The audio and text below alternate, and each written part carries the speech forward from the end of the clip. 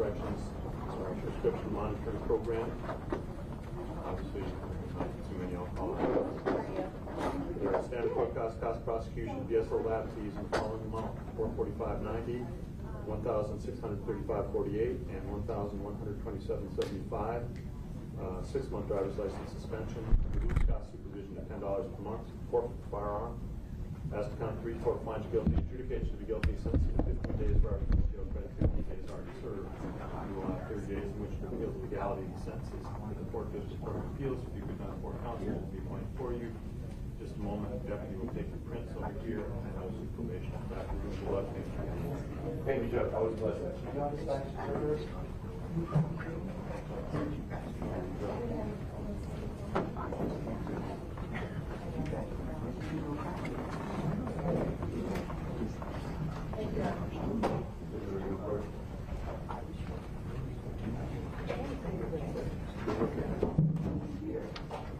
Nobody doing it.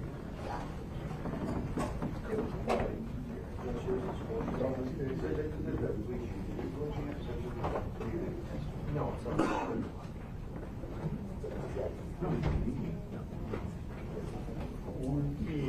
Well then,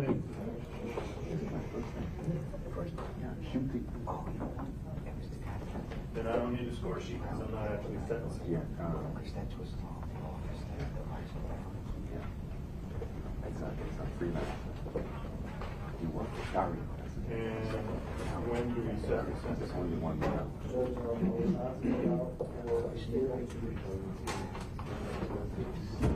So let's go March 14th, 24th.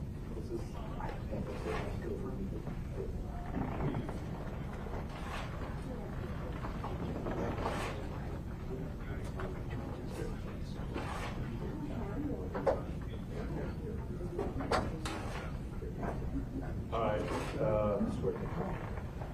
Do you solemnly swear to translate from Spanish to English and English to Spanish to the best of your ability? I do. Please raise your right hand. Do you solemnly swear to tell the truth, the whole truth, and nothing but the truth? Yes. Please state your full name and spell your last name.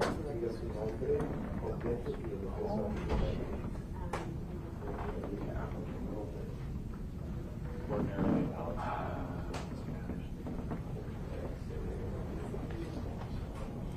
Embarrassingly. yeah, but I mean, one in each. The court likes one of each, but ultimately we're hopeful that this will resolve it well. All right, go ahead and state your full name, spell your last name for the record.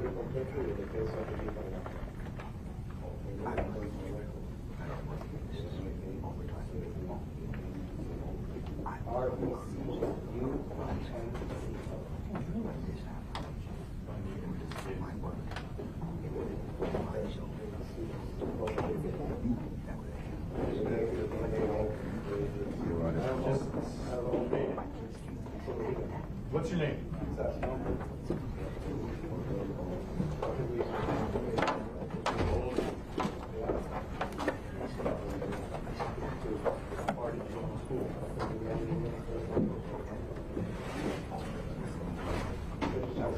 You read and understand Spanish? Really well. I know you're using the services in court interpreter today, is that correct?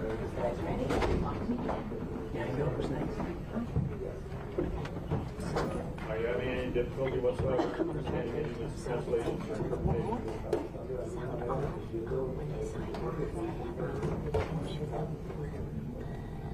Presently under the influence of any drugs, medication, or alcohol that would affect the way you're thinking.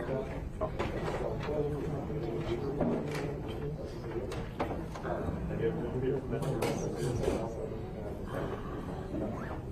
Charged with uncount burglary in an unoccupied structure. Someone's a sidebar.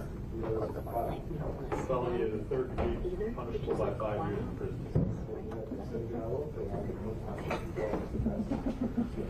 You understand what you're facing? Yes. My understanding, you wish to resolve your case, is that correct? Yes. Today you're entering a plea open court, you understand that? When you you enter a plea open to the court, you're throwing yourself on the mercy of the court.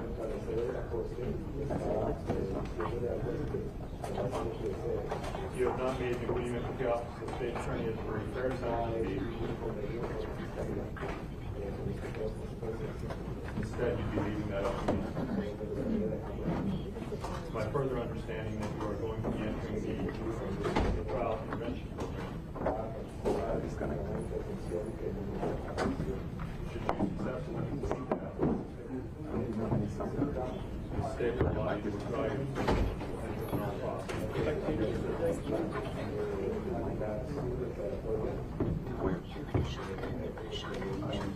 if you do not successfully complete that program, then you are giving me discretion to sentence you anywhere from nothing at all up to 5 years.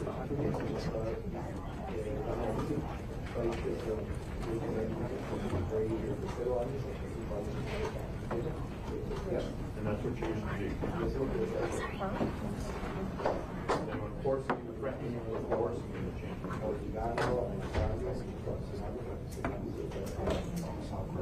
I understand that if I accept your plea, there will not be a trial in your case.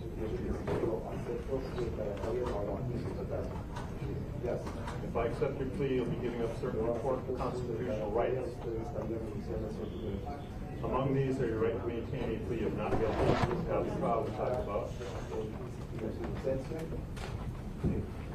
Your right to present defenses, file motions, or other pleadings in support of your defense. Your right to remain silent.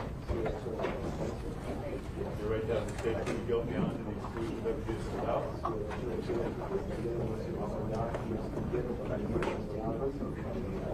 Your right to confront, cross-examine witnesses against you. Your right to call witnesses on your behalf.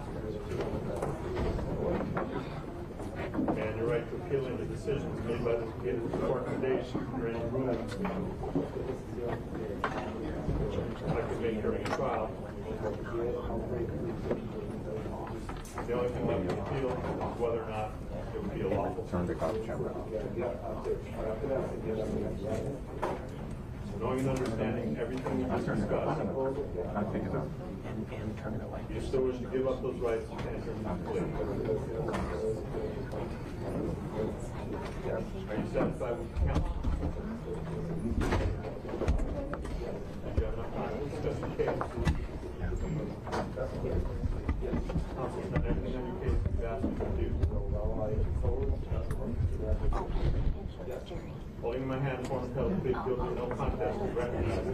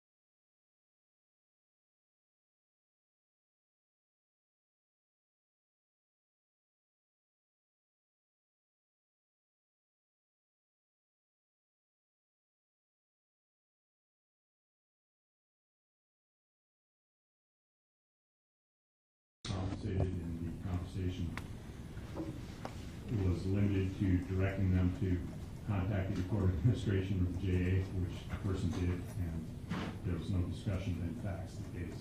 I don't think there's anything involved in that that's juror misconduct or that would go to the issues at trial, but thank you, so denied.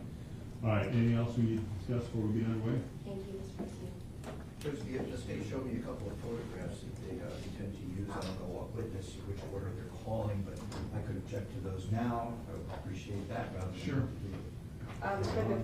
I'm sorry, please continue. I No, I just show the court the photos, then I can explain my objection. May I approach? Please. Okay, Judge, this photograph is, the first one I'm showing it is not what I'm entering. This is just for reference. This is coming in through the deputy, Deputy Alvarez, regarding the incident that occurred in front of the deputy. These are the photographs that I cropped to show. Get rid of the little. Yes. jewelry? So that's the first one, full body without the, and this is to show the shoes with part of the suit. Judge, I'll renew my objection to the testimony of this deputy as I objected originally to the testimony about the incident and argue that these photographs only heighten the potential prejudice of whether or not the client was in custody at the time this occurred. I understand the court has asked the state to use only one witness and to talk only about what may have happened in the courtroom. And this photograph may assist in that fiction. However, I still make my objection for the record. All right, but as far as the two photographs that are here, you don't have any objection to the way they appear on here other than the objection to the testimony itself, is that? Yeah, no, Judge. Do I have this correct? There's nothing in here that you find objectionable? Not specifically as to those Photographs, right, just to the testimony whole itself. aspect of it. Understood. And then this one, May we please make that as a court exhibit as You part of can. the record? And that one is the one I'm not showing the jury. all right, and that will be,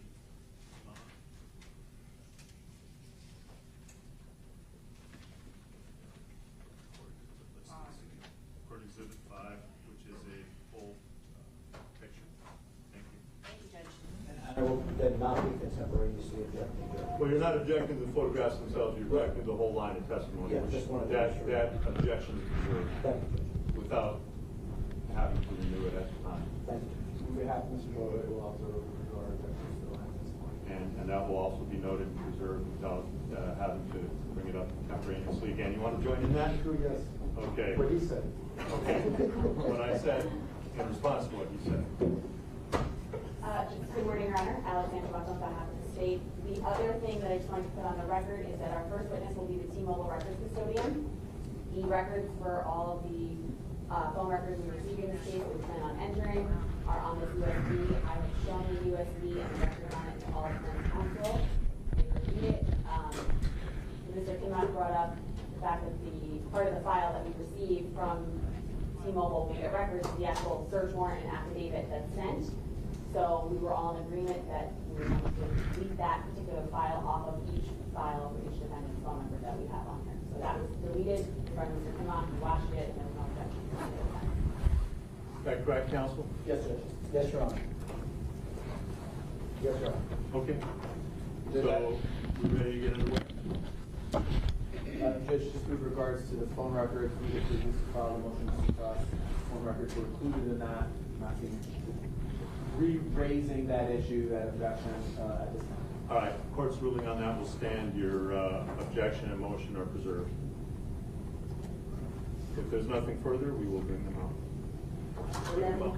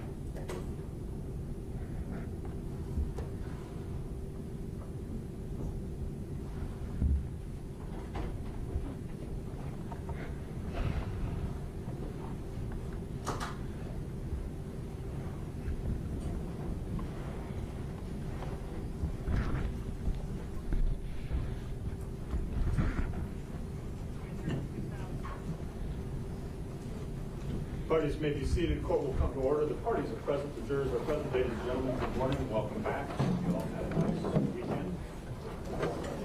All right. I trust you're all able to follow the court's directions. Very good. Thank you. All right. State, call your next witness. The state calls Ricardo Leal.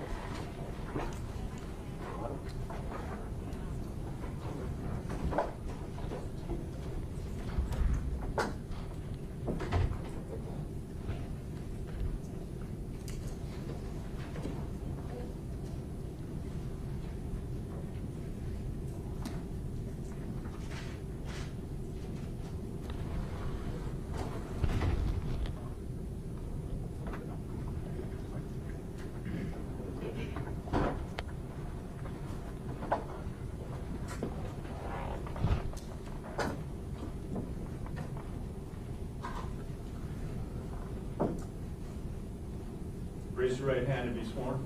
Do you solemnly swear to tell the truth, the whole truth, and nothing but the truth? Yes, I will. Thank you. You may be seated. Thank you, ma'am. Please state your full name, spelling your first and last name for the record. Yes, ma'am. My name is Ricardo Leal, R-I-C-A-R-D-O, and the last name spelled L-E-A-L. You may inquire. Thank you, Your Honor. Good morning, Mr. Leal. How are you? Good morning, ma'am. I'm doing great.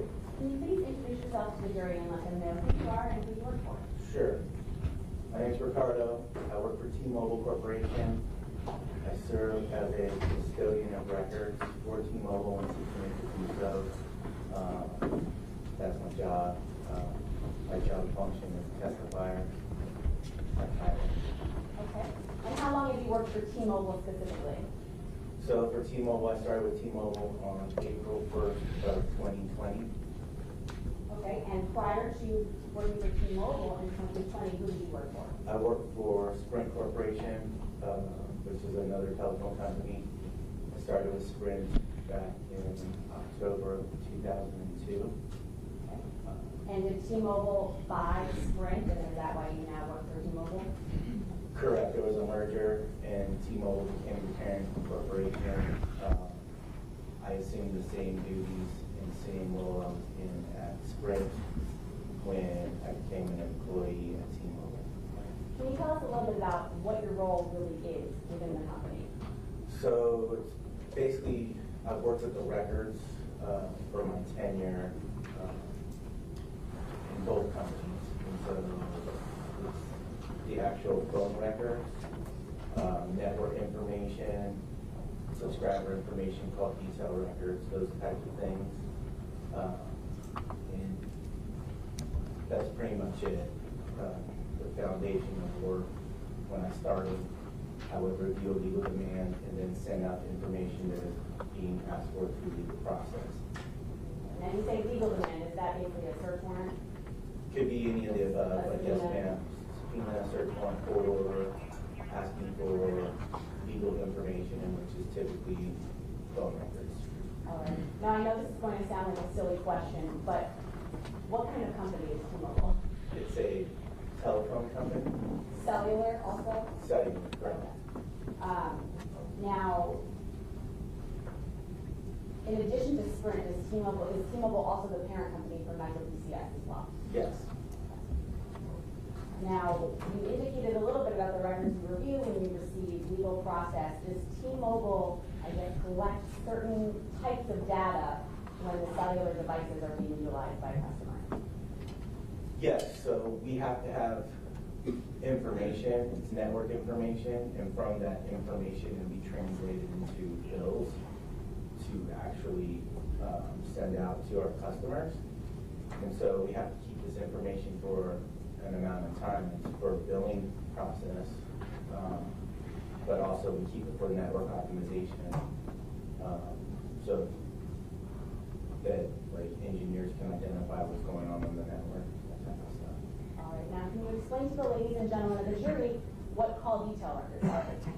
So call detail records would have the information for the telephone numbers that were interacting with the account holder. So it would show text, numbers that were texted and were called. It would show information. It would call into voicemail. It would have pertinent information for the actual handset that is utilized with that telephone number that corresponds with the account information for that specific line. And then there would be other information like included with call detail records with cell site information. There would be actual tower information with an address, latitude and longitude, those types of things that would actually show what transpired when that call took place, or any call that took place for a given time period. Can you also explain to the ladies and gentlemen of the jury what a cell site is? Sure. A cell site is an antenna that receives transmission from a handset. Phones operate with a radio frequency. And so what happens when you make a call is you would push talk or send, what have you, and that radio frequency would then reach out to the tower or cell site that's closest open to communicate to that handset. And then a call would take place. That tower is connected to a switch. The switch receives information, and then it realizes what it needs to do. It needs to get to the other number that you dialed out on your phone, and then it starts that process and then gets it out to that telephone number on the other end. Now, with that cell site location that you're talking about, does that actually provide a latitude and longitude of a particular location of that tower that it's connected, the phone is connected to? Correct. It's only going to give the information for that specific telephone number on the record. And so that's the information that's going to be seen in regard to latitude and longitude. Now, does T-Mobile as a parent company also collect subscriber information, customer information based on the phone or the number or account utilized? Yes, ma'am. What is included sometimes in subscriber information? Generally speaking, it has the information for the subscriber, an address, and other number like a contact number, besides the actual cellular number. There could be features for the actual handset itself, as well as account features. To give information for the actual handset that's utilized, and specific numbers that coincide with the handset itself. And when you say handset, do you mean the device, the phone? The device or phone, yes. Okay. With subscriber information, is it always going to look exactly the same for each account? No, because there's different types of accounts. And so there's really two different types of accounts. There's a postpaid subscriber, which is a subscriber that's a billed subscriber that would get a credit check ran when they go out to, when the customer goes to start service. There would be a verification process that takes place. Typically, you're going to show an ID to be able to gain service because we're going to bill them. So there's a credit check that's run. And then there's another type, which is a prepaid, which is pay as you go. And so you would pay ahead, and therefore we don't send a subscriber or a bill out to that subscriber, rather. And so in those instances, no information is asked for, but information can be input by the subscriber if they choose to. Now, do you recall, or let me ask you this, how many times have you testified in a court of law as a records custodian for T-Mobile and for the company's parent? Testified over 400 times. So was T-Mobile sent legal process or a search warrant in this case for phone number 954-867-8340 with a, I guess a tracking ID from T-Mobile on 1937650? Yes.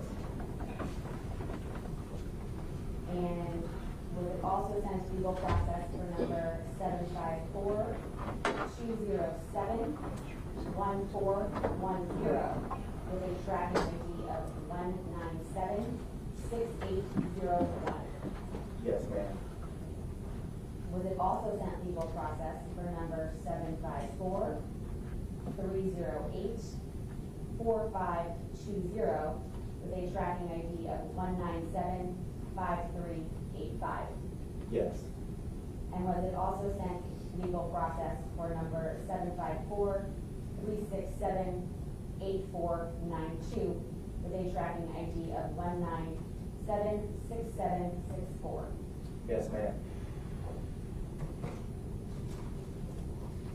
With the records that are accumulated and sent based on legal process, are they made at or near the time or from information transmitted by a person with knowledge? Yes. Okay. And are they kept in a regular course of business as an activity for T-Mobile? Yes, they are. And is it the regular practice of T-Mobile to make such reports or data compilations when requested to do so? Yes, ma'am. Showing defense counsel was previously marked as SSS for identification. May I approach the witness, Your Honor? You may. All right, Mr. Leal, I'm showing you what's been previously marked as SSS for identification. Can you take a look at it? Yes. Do you recognize it? Yes, I do. Okay, and how do you recognize it? It's the information that I reviewed prior to coming to court today. Okay, and are those your initials and today's date as reviewing was on that particular USB? Yes, ma'am. Okay, and do those records fairly and accurately represent the data compilation of records that were sent based on those tracking IDs I just stated? Yes. And do they fairly and accurately represent the records that were sent back in 2018? Yes, ma'am. Your Honor, at this time, the state would enter into evidence that's been previously marked as states SSS for identification as states 71. No objection on behalf of Mr. Newsome. No objection, Judge. Nothing further, Judge. Without further objection, what was previously marked states triple S for identification shall be received and the evidence as states 71 be made published. Thank you, Your Honor.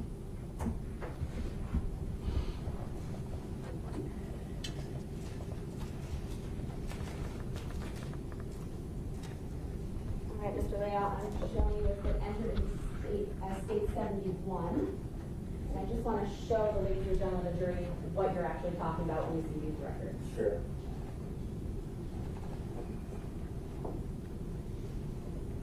So can you explain what we're looking at here? So this is the response. The first page for the call detail records lists off that information, shows who the information got sent to up on top, and then it identifies the warrant information and when the information was dated, along with the telephone number, which is in the second line here. That's the information that goes back to 954-867-8340. And then also identifies that the information is kept in universal coordinated time, which is much like Greenwich Mean Time. You have to do conversion to get it back to Eastern Time. For this time period, it would be -4 hours. You have to subtract from the timestamp to get it to actual Eastern Time. You just go ahead and give that information out now. It's on here. Sure. And then by the columns, if you start on the left-hand side, basically goes through with the information for the calls that took place for that given time period. And it gives you introspect to what's actually transpiring on the network. So this is pre-built information. And like I said, it shows the international mobile subscriber identity and the IMEI, which goes back to the actual device or telephone number. It also has a completion code, their service codes for what actually transpire, the switch name, the first site ID, the information that actually goes back to the latitude and longitude, along with an azimuth, which would give orientation to where the handset would be utilized. Okay, now, zoom in for a second. The completion code, where it says completed successfully, for abnormal completion? What's the difference there? So a completed call would mean that it was completed. If it's abnormal completion, it was an incomplete call, so it didn't go through. But it still shows that it was an attempt or it was on the network. Now, we see moving over switch name, cell site, sector ID, and tower information. Is that what you're talking about when it comes to cell sites specifically? Correct. That is the cell site information, so that would all give light to that information for the actual tower that was utilized for the transaction. And then the tower address is the address of where that specific tower the phone is pinging off of exists, correct? It could be the exact location, but it also could be how to get to that location. And so you really need to go with the latitude and longitude. It's going to be in that general area. Okay, but the latitude and longitude are the more specific location, correct? Yes, ma'am.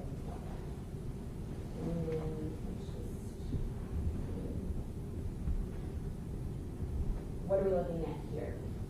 So this is subscriber information for the number ending in 4520. It also has who the information was sent to. So here I see there's no subscriber name or address. What does that tell you? So that's prepaid. It was with Simple Wireless, which is a prepaid component. Like I said earlier, with prepaid there are no requirements because we're getting paid up front. And so no information is asked for.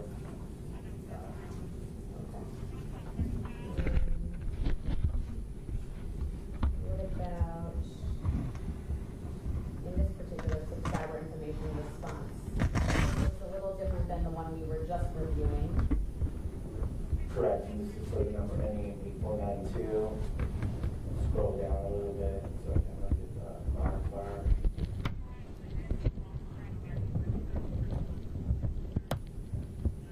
And then if you can look at the second tab, there's two tabs on this one.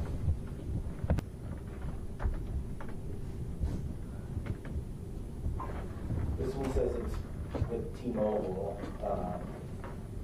But basically, it gives subscriber information as well as an address.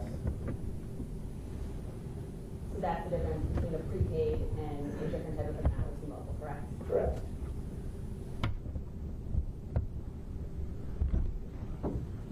Yeah, okay, one moment.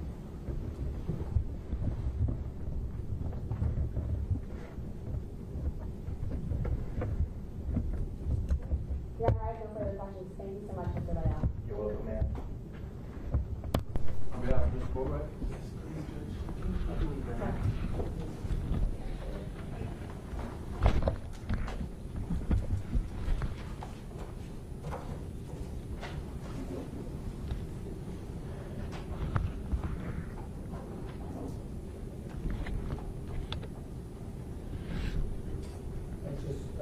Good morning, sir. Good morning, sir. I just wanted to make sure the jury understands the kind of address that we see here on the first tower address. Am I correct that that is the tower that the call pings off of when either when it is either making a call or receiving a call? So with the address, so the first tower address, there's an address there, and it could be that specific address is where the tower is located.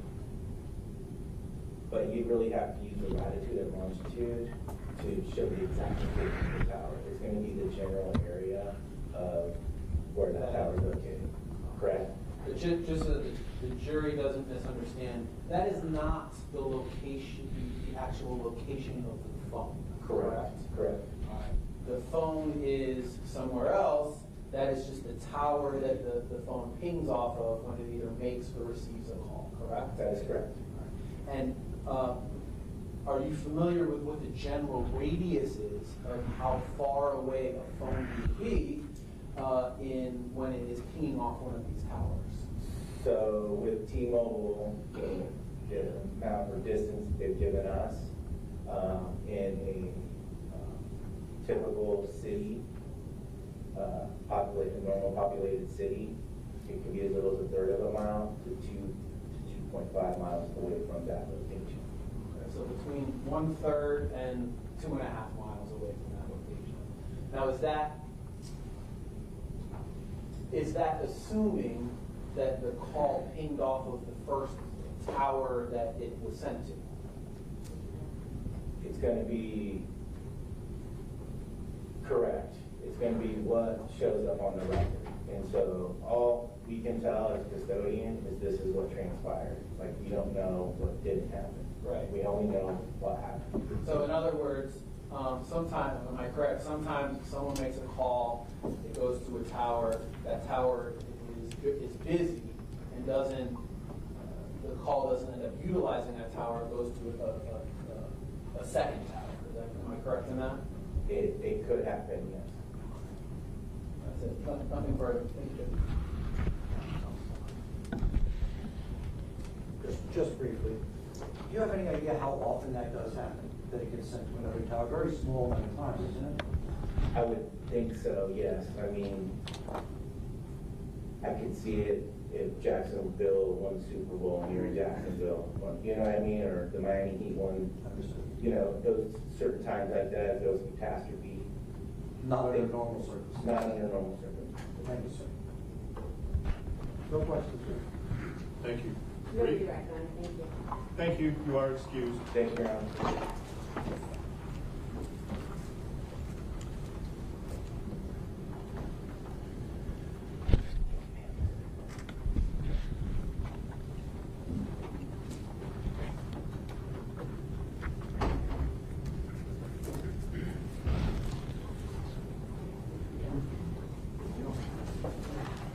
State call next. State calls Deputy David Alvarez.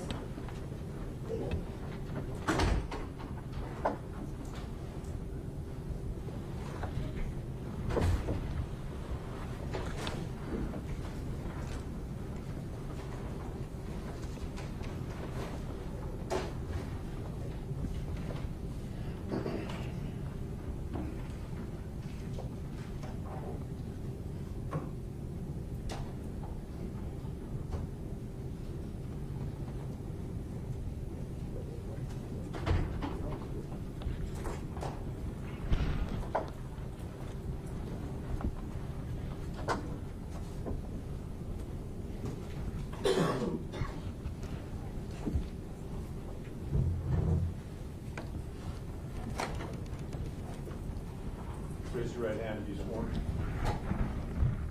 Do you solemnly swear to tell the truth, the whole truth, and nothing but the truth? Yes, I do. Thank you. Please state your full name, spelling your first and last name for the record.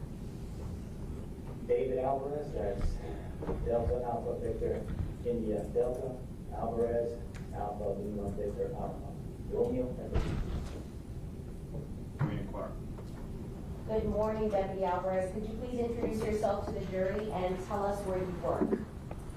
Good morning, I'm Deputy Alvarez, I work for the Department of Detention here at Broward County Sheriff's Office. How long have you worked for BSO? I'm going into my 25th year. No prior law enforcement experience, I take it? No. All right. Now, I'm going to direct your attention to the current case that we are in trial here for today. Now, part of your duties is to transport people who are going to testify that are in custody, like, for example, Robert Allen, correct? Correct. And there was an incident that occurred while you were transporting and escorting Robert Allen to court?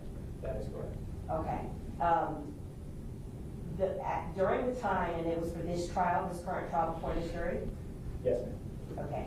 One of the times that you were transporting Robert Allen to testify for court, there was an incident that occurred while you were escorting him, correct? That is correct.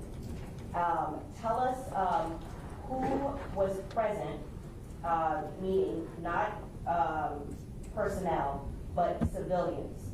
It was yourself, Robert Allen, and there was a second individual that was present, correct? There was a Sergeant Brown. Sergeant Brown. I'm talking about not deputies. there was a non-law enforcement person that said something to Robert Allen, correct? The person that said something to Robert Allen was Newsome, Trayvon. Okay, so I'm gonna talk about what was said and how you know it was Trayvon Newsome that said something to Robert Allen, okay? This was while you were escorting Robert Allen to court. Yes. Did Robert Allen say anything to bring on Trayvon Newsome's comments to him? No. So at the time, Robert Allen was completely quiet? He was quiet during and after. Okay. And how do you know that it was Trayvon Newsome that was talking to Robert Allen? Were you able to observe clothing that Trayvon Newsome was wearing? Yes.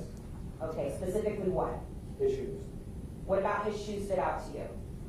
They were a tan, brownish color. Okay. I'm going to show you what's been marked for identification as states triple T. May I approach?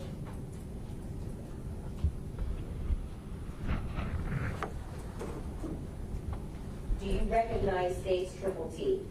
It's a composite of two photographs. Yes. And how do you recognize states triple T? By the shoes. Okay, is that what the person that you're referring to as Trayvon Newsome was wearing the day of this incident of trial? Yes. Okay. And it fairly and accurately depicts, the picture fairly and accurately depicts that? Yes. Okay, at this time, I move into evidence what's been marked as states triple T as states 71, 2. Okay. Nothing additional, Your Honor. Without further objection, what was previously marked states triple T for identification shall be received in evidence as state 72, a composite of 2. You may publish at will. Thank you.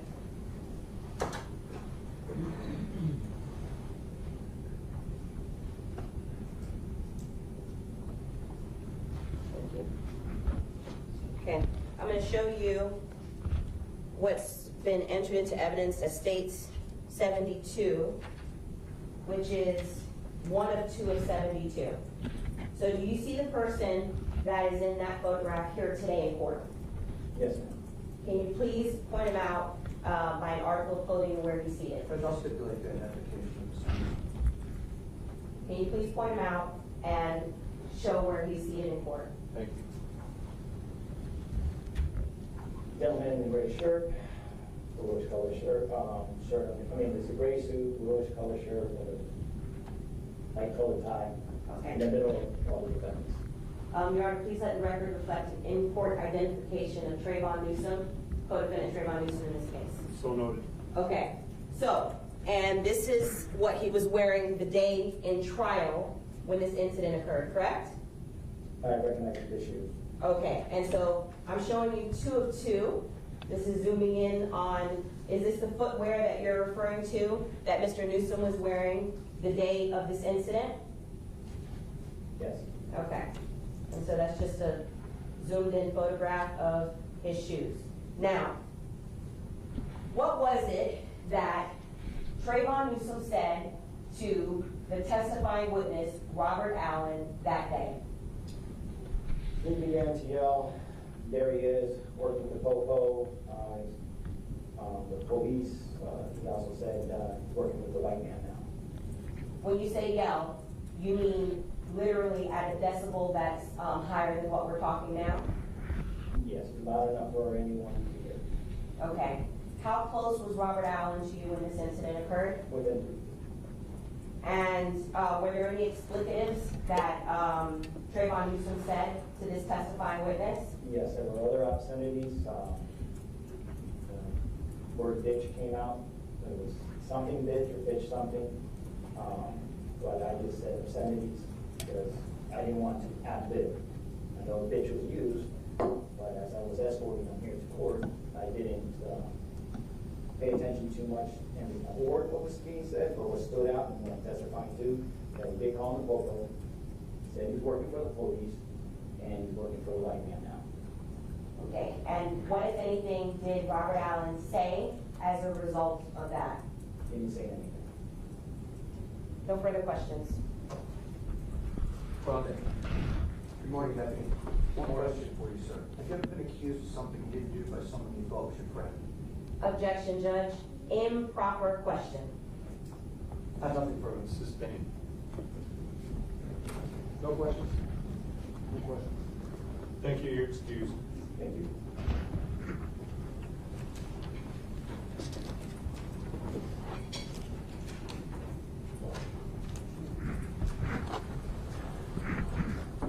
State claim next.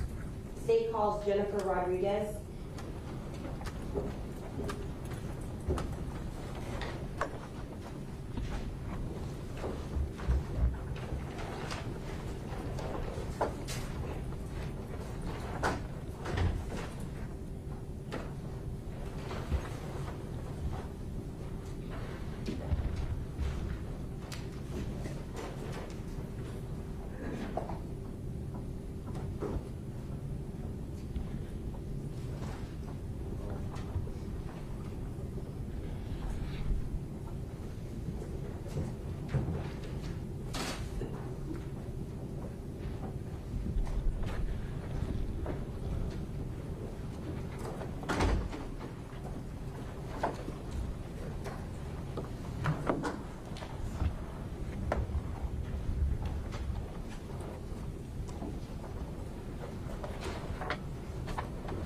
Raise your right hand, be sworn. Do you solemnly swear to tell the truth, the whole truth, and nothing but the truth? Thank you, ladies.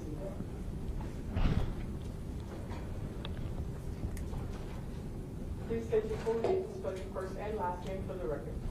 First name is Jennifer, last name is Rodriguez, R-O-D-R-I-G-E-Z. You may inquire. Thank you. Good morning, Ms. Rodriguez. If you could speak nice and loud into the microphone that's right ahead of your binder there. Please introduce yourself to the jury and tell us where you work. My name is Jennifer, I'm a criminalist with 3 for the Broward Sheriff's Office Crime Lab. What does a criminalist 3 do for the crime lab? I analyze, compare, and evaluate latent prints with known prints, report my findings, and when needed, testify in court. Okay, so there's some terminology I know that you're going to use this morning that we've never heard of before. What is a latent print? A latent print is an unintentional recording of the friction rich skin, which is the skin that's located underneath your palms, your fingers, your feet, and your toes. But it's not visible to the naked eye. You need some sort of processing for it to be visible. Okay, so for example, as I'm standing here and I'm touching this podium and then I move, would that be an unintentional recording of my prints if you were able to lift, not you, but if the sheriff's office was able to lift prints off of that? That's what you mean by a latent? It's an unintentional recording. Okay, and what is a standard print? A standard print is an intentional recording of the friction rich skin. For example, when you use a thin layer of black printer's ink, you would put it on the area you needed recording, and then you would place that area onto a palm card or a fingerprint card to record it. Okay, so now you knowing that my identity, if you took my prints and then you rolled them, that would be an example of a known standard print? Yes. How long have you worked for BSO? Over 13 years. Any prior law enforcement experience? Nice and loud. No. What degrees do you hold? I have an Associate's of Liberal Arts from the Broward Community College. From there, I transferred to Florida Atlantic University, where I have a bachelor's in criminal justice. I then transferred to Broward College, where I got an Associate's of Science in crime scene. I also completed the crime scene program there at the Broward College. With that, I also did less than a year internship with the Coral Springs Police Department with the crime scene unit, where I was working with the latent print examiner. And once I got hired with the Broward Sheriff's Office, I did approximately 18 months of in-house and outside training before I was allowed to be signed off on criminal cases. Now, you hold a certification in your field? Yes, I am certified. What is the name of the organization that you hold certification with? I'm certified through the IAI, which is the International Association of Law. When did you become certified? I got certified in 2016, and then I was recertified in 2021. So the certification is for 5 years? Yes. And so you're in the middle of that 5-year recertification, correct? Yes. What are the steps generally that you have to go through when you receive latent prints from the crime scene investigators for analysis? When I first received the case, I'll go through the case and I'll look at the back of the latent print card or the back of the photo to make sure that all the information that is written on that matches the Secretary of State, making sure the item number, the case number, and the person who lifted it is all accurate to the Secretary of State. Once that is all completed, then I will move on to the analysis stage where I review the actual latent prints. And I look at the impressions and try to decide all the data and information and whether or not I can go to the comparison stage. If there's enough information for its value for comparison, I'll move into the comparison stage where I'll decide on the side comparison. And from there, I'll go to the evaluation stage where I'll come to my conclusion. So just to be certain, there's no bright line number. For example, if there are this many points, then it's of value, correct? There's no bright line number. There's no minimum. Okay. What is peer review? Peer review is when a second company examiner will review the case file and then we'll do the exact same thing.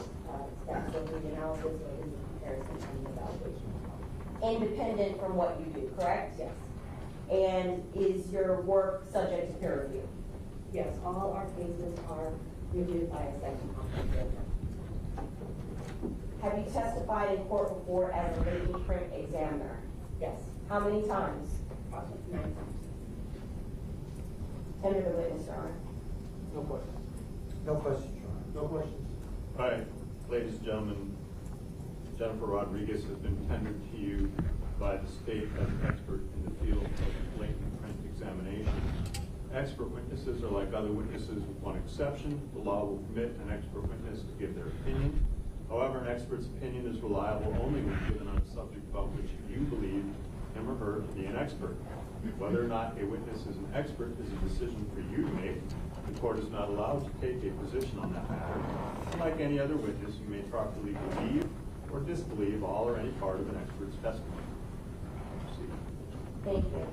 Okay, so there was some terminology that you used when you were discussing the steps that you take to analyze a latent print. You mentioned something about a value print. What is a value print? A value print is that there is sufficient amount of data and information for me to move on to the comparison stage. And what is a no value print? No value is that it lacks in data and information for me to be able to move on to that comparison stage. So when we're talking about the data that you're looking at, okay, you're looking at this under a microscope at a specific print, correct? I'm looking at it under the magnifying glass. Okay, and what is the data that you're looking at? There's different levels that you're looking for? I'm looking at level 1 detail, if I can distinguish if it's part of the finger, if it's part of the palm. If it is part of the finger, can I distinguish what kind of pattern it has? I'm also looking at level 2, which is unique characteristics in the actual impression. And I'm also looking for level 3, which would be grid structure. Okay, so when you mention unique characteristics, are you talking about the patterns on our fingertips, for example, that are unique to an individual?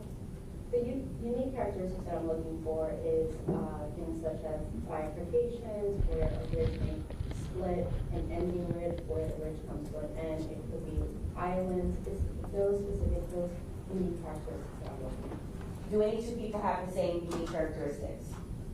There are no two people who have the same. In this world? Okay, so when we're talking about unique characteristics, myself, my unique characteristics will be specific to me only, correct? Yes.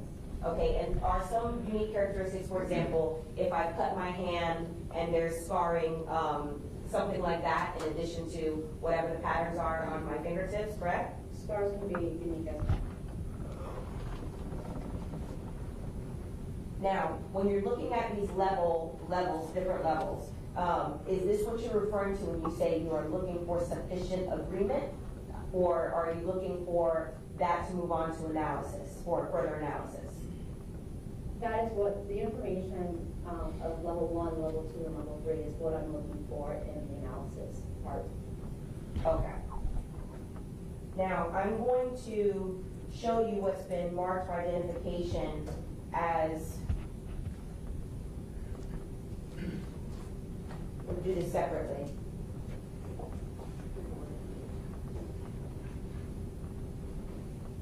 states UUU, triple U, for identification, states triple V for identification, states triple W for identification, and states triple Y for identification.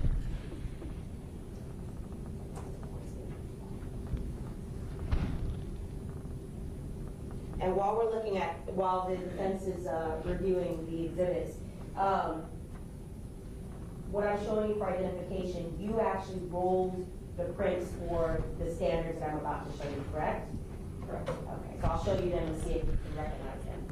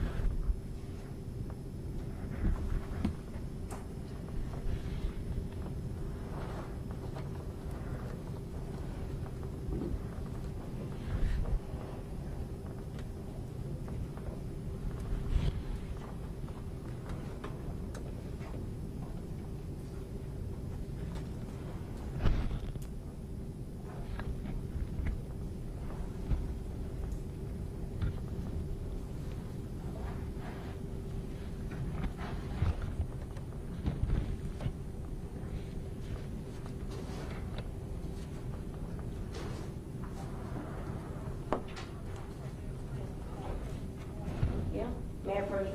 You may.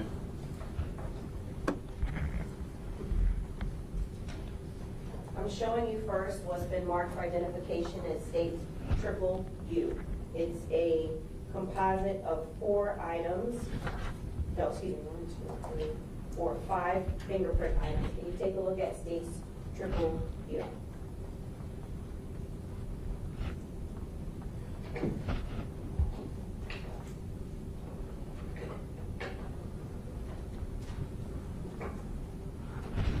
Do you recognize states triple U? Yes. How do you recognize it? These were the gold prints that I did on September 5th, 2018, and my initials are on there. And back of the cards state my first and last name and my CCN address. Does it also have the lab number that correlates with this case? Yes, it is included with my initials. And may I believe the lab number is 187199, that's it there? Yeah, 18-7. Okay, 7119, sorry. And are the items fairly or substantially in the same condition as when you originally rolled them back in 2018? Yes. At this time, I move into evidence, states triple U is the next numbered exhibit, 73. No objection. Objection. No objection. Without objection, what was previously marked states triple U for identification shall be received into evidence as states 73. Okay, I'm now showing you what's been marked for identification as states triple V. Could you please take a look at that and tell us if you recognize it?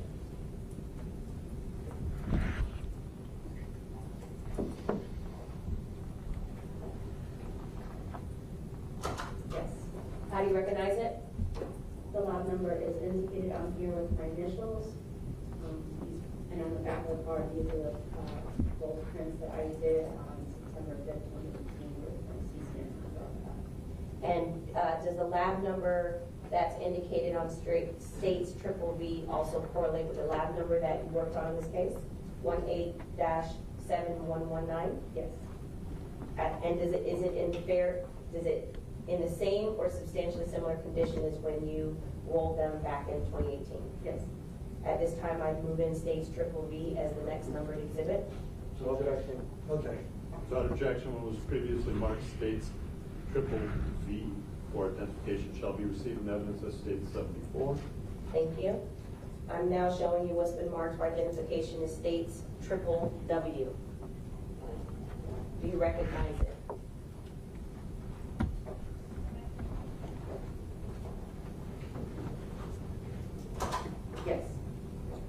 how do you recognize states triple W? The lab number is indicated on it with my initials, and on the back of the card, it has my first and last name, the date that it was done with ICC. The lab number correlates with the lab number that you worked on in this case, 18-7119. Yes. And is it in the same or substantially similar condition as when you rolled them back in 2018? Yes. At this time, I move into evidence what's been marked for identification as states triple W as the next numbered exhibit. Objection. No objection. Without objection, what was previously marked states triple W for identification shall be received in evidence of states I. I'm now showing you what's been marked for identification as states triple Y. If you could please take a look at that and tell us if you recognize it.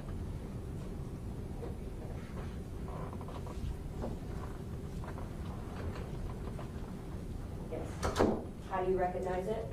The lab number is indicated on it with my initials, and on the back of the card has my first and last name, the date that it was done, and my ICC. Is it in the same or substantially similar condition as when you rolled them back in 2018? Yes. And the lab number correlates with the lab number that you worked on, 18-7119? Yes. At this time, I move into evidence what's been marked for identification as states triple Y as the next numbered exhibit. Objection. No objection. Without objection, what was previously marked states triple Y for identification shall be received in evidence as state 76. You may publish all at will. Thank you.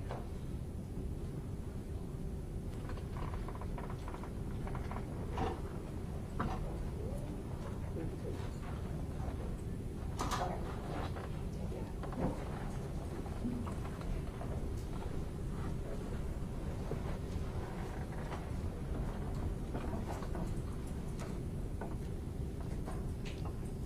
Okay, what's been entered into evidence as states 73. It's the standard prints for Dedrick Williams, correct? That's Dedrick Williams is a co-defendant in this case? Yes. We'll talk about that in a second. We're now looking at states 74, which are the standard rolled prints for Michael Boatwright. Those are the ones that you rolled for co-defendant Michael Boatwright, correct? Yes. And when I say those are, it's the standard 10 fingerprints, also a palm print, right palm print, left palm print. And is that the sides of the finger pads? Yes, those have been fully rolled to get this out of it. Okay. And you did that for each standard prints that we're looking at, correct? Yes. Okay. I'm now showing you what's been entered into evidence as state 75, and that's Robert Allen, co-defendant Robert Allen's standard prints. Yes.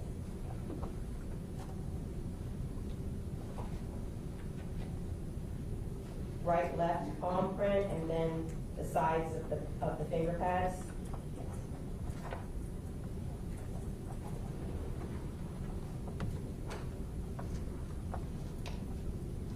State 76, which is Trayvon Newsome's standard prints.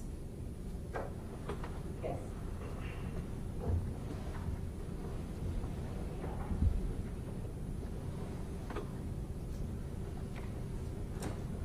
Okay.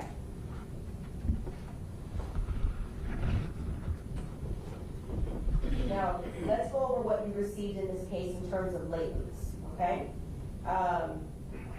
Starting with, there are several times that you received, like the evidence trickled into you and you would analyze it contemporaneous as it came in, correct? Yes. All right, so let's talk about the work that you did for a report authored from June 22nd of 2018. Your Honor, may I use the notes? First, let's detail, there were 3 items that you received as latent prints, unknown prints, correct? Yes. And so as we go through each one, I just want this to be clear. Each time you're analyzing evidence, the latent is the unknown, correct? Yes. And then you're going to analyze it and see if you can compare it to the known, which are the standards that we're taking, correct? Yes. Now, if there's a comparison that you can make from the known to the unknown, what are the three things that you're looking for? You can possibly eliminate the known as the person that left the latent, correct? Exclusion. Exclusion, which would be an elimination. What is the second thing that might be an option? Identification. Okay, which means, in our layman's terms, that means that the prints match. I know that's not what you use, but there's an identification, correct? Yes. Okay, and what's the third option? That would be inconclusive. Inconclusive. Now, inconclusive, that third category, that means that there's insufficient data or insufficient information for you to make an elimination or an identification? It's inconclusive to make an identification or exclusion, because there's subcategories with that. Okay, and so remember that example that I gave when I'm touching the podium? You remember that a little earlier? If prints are inconclusive, for example, for me, does that mean that I didn't touch the podium? No, it means that the information there is inconclusive. That maybe there was sufficient information, maybe, for example, if I'm a sweater, meaning I like to sweat or my finger pads sweat, could that be a reason why there's insufficient prints left in order for you to make an identification? It could be like the latent became insufficient. Could be that the known standards that are received may be missing an area that I need to do the comparison. Okay. There's other subcategories with that. Let me ask you. So it could be that I just naturally sweat and I didn't leave enough detail in order for it to be lifted, correct? I'm asking you about different options. Is that one of the options? Rephrase, please. Are there options, for example, that a person could be the way that the person left the print? There is an option where if we did the comparison and it was then determined that the latent print could have been is insufficient, there is an inconclusive, insufficient rich detail to identify. Okay, how about if somebody wipes off their prints in order to evade detection? Would that be a reason why there's insufficient or inconclusive data? It would have to look at the analysis to look at all the data. If it wasn't enough to get to the comparison, it would be considered no value. Okay. How about if someone is wearing, or excuse me, if someone has the surface of the item may be different and not as conducive to lift the print? Would that be a reason maybe why there's insufficient data? Objection needed. Overruled again. Well, witness has been tendered as an expert, so these are hypotheticals. Thank you. You may proceed. It could be. Okay. Now, you received latents in this case, starting with that you analyzed and reported on for June 22nd of 2018, correct? Yes. There were 3 items that you received as unknown latents. Let's go over what those were. What were the first one? I received LAT1. Okay, and LAT1, I believe, has already been referenced by Detective Williams as a latent print lifted from the exterior door of the passenger door of the victim's BMW, just below the mirror. Do your notes indicate where these prints were collected from? My notes don't indicate, the reports don't indicate where they were lifted from. I do have copies of the latent prints where I can be able to look to see where they came from. Okay, so you have all that information at your disposal when you're analyzing? Yes. Okay. And what was the second latent that you received? LAT2. That was a latent print lifted from the driver's door of the victim's BMW, just left of the handle. And what was the third latent? What was the third latent print that you received? LAT3. That was a latent print lifted from the exterior of the victim's passenger door, just below the door handle. So all 3 of these were from the victim's BMW, correct? LAT 1, 2, and 3. LAT1, LAT2, and LAT3. On the back of the cards, it just it has where it's marked on the car where it was taken from. Okay. Now, with those three latent prints, the standards that you compared them to were, and I'll go over them, and actually, Judge, if we could just take a quick sidebar regarding, okay.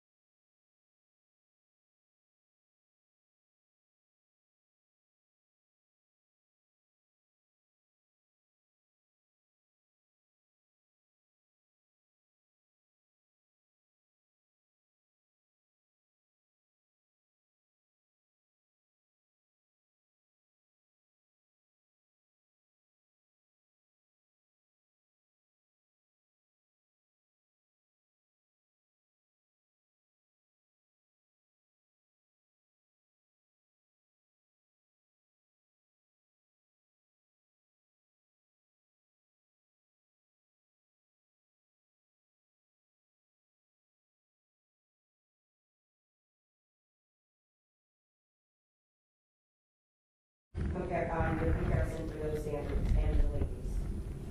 Once I receive the latent cards and the photos, I'll do an analysis on it, looking for that data and that information. And if I have that, then I can be able to move on to the comparison stage and do the comparison where I do a side-by-side comparison of the known standard and the unknown latent. And then I'll come to the evaluation with the conclusion.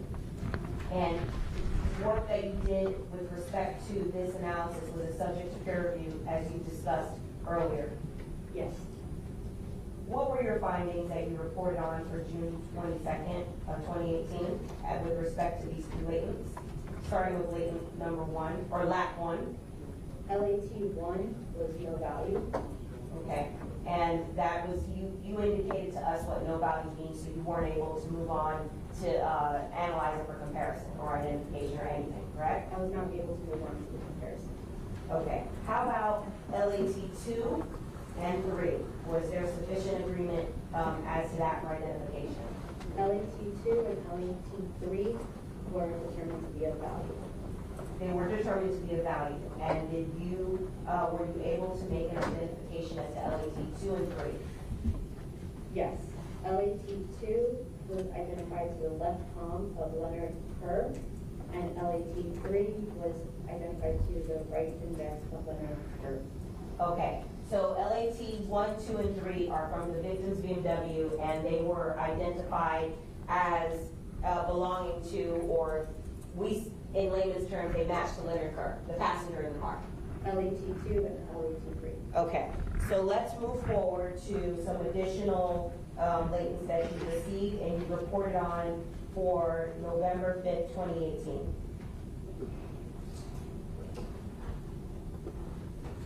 Let's go down the list, just like we just did for the June report, of what you received, and then we'll also talk about what were the standards. So we're first just talking about the latents you received from crime scene.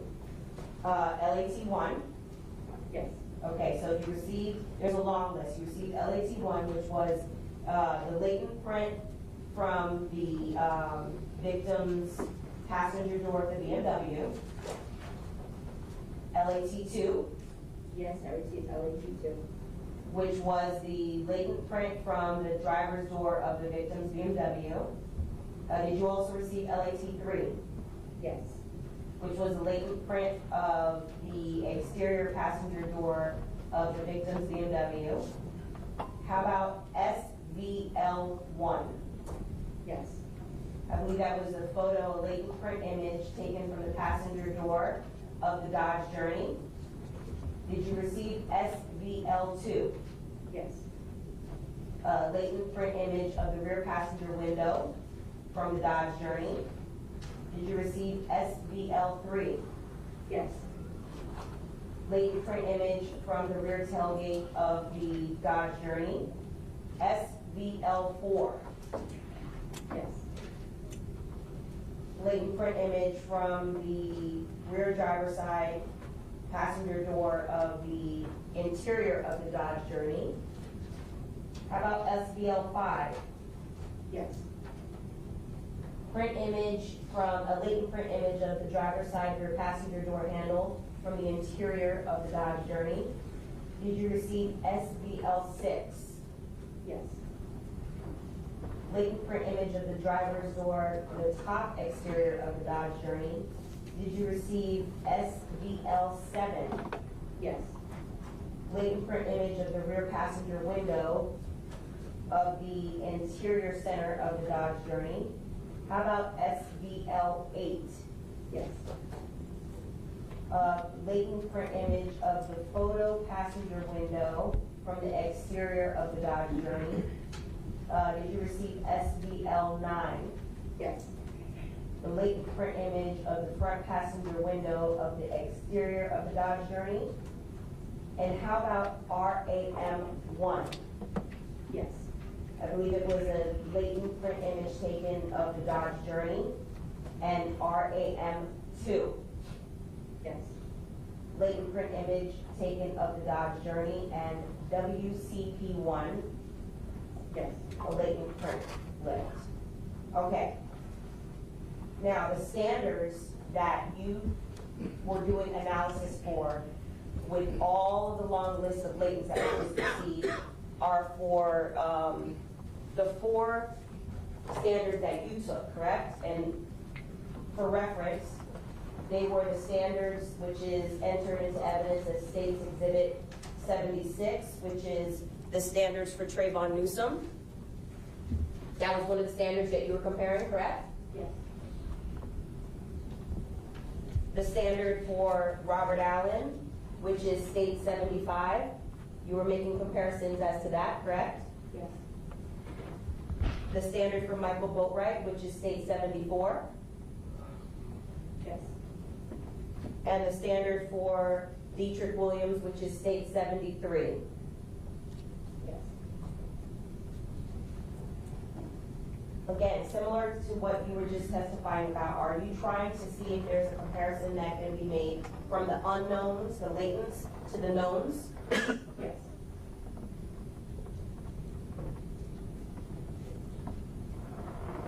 Detail the procedure for your analysis, please, with respect to these items that were just discussed. Once I receive the latent prints, I do the analysis where I'm looking for that information and data to be able to go to the next stage, which is the comparison stage. And then from there, I'll do the comparison stage, side-by-side comparison, looking for this data and information. And then from there, I'll go to the evaluation stage where I'll make my decision. Now, you did that for each item. I know there were over a dozen items. You did that for each item of the latents? Yes. Okay. Was your work subject to peer review? Yes.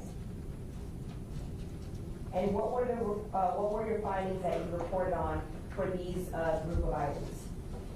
First, let's do it by the standards. Let's talk about State's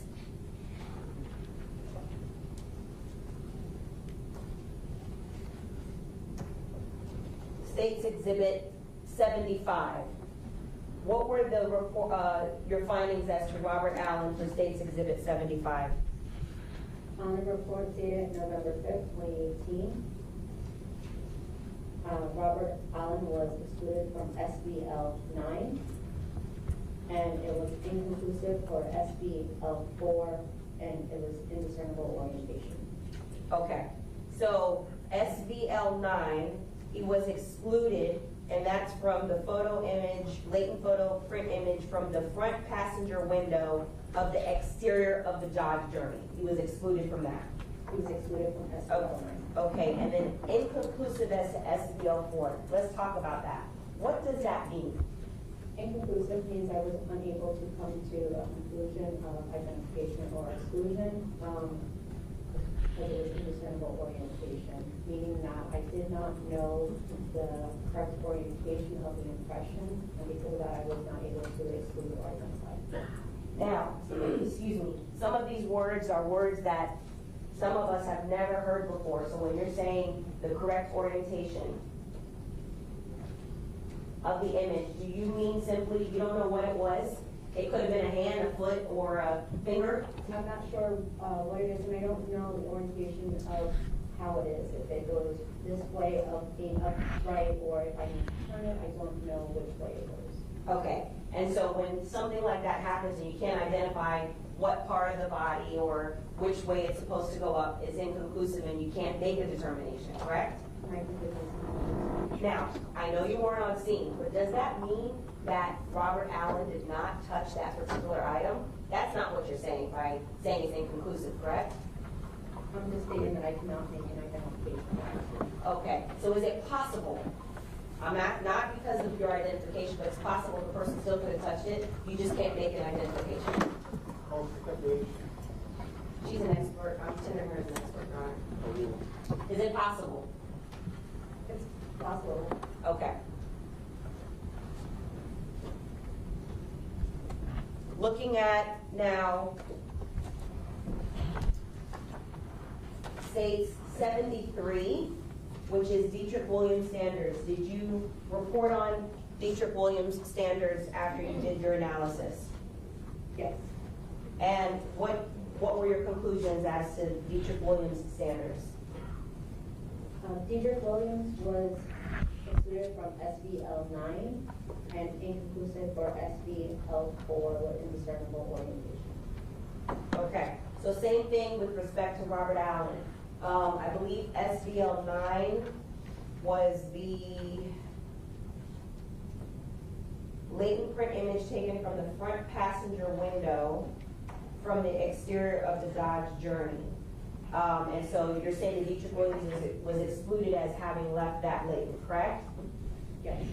Would a reasonable explanation as to why he was excluded, because he was the driver? You're allowed to answer this question. Is a reasonable reason why he's excluded as leaving a fingerprint on the passenger side of the Dodge Journey is because he was the driver of the Dodge Journey? Is that reasonable or a possibility? Well, I'm excluding it that it does not belong to him. It doesn't belong to him because it's possible that he wasn't on that side because he was driving. Sustained.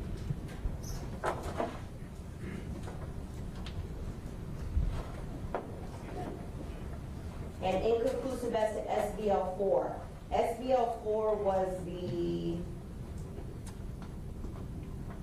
latent print image that was lifted from the rear passenger door handle. And that was inconclusive, correct? For SBL 4, yes. Similar to how you testified regarding the standards for Robert Allen, what does it mean that it was inconclusive as to Dedrick Williams?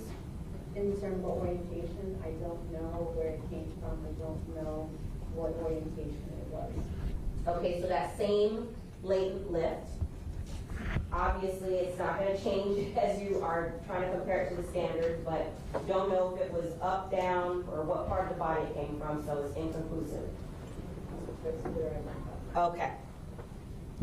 And similar to Robert Allen, it doesn't mean, your findings as to that inconclusive latent doesn't mean that Dedrick Williams did not leave it. It just means that there's insufficient information for you to make an identification, correct?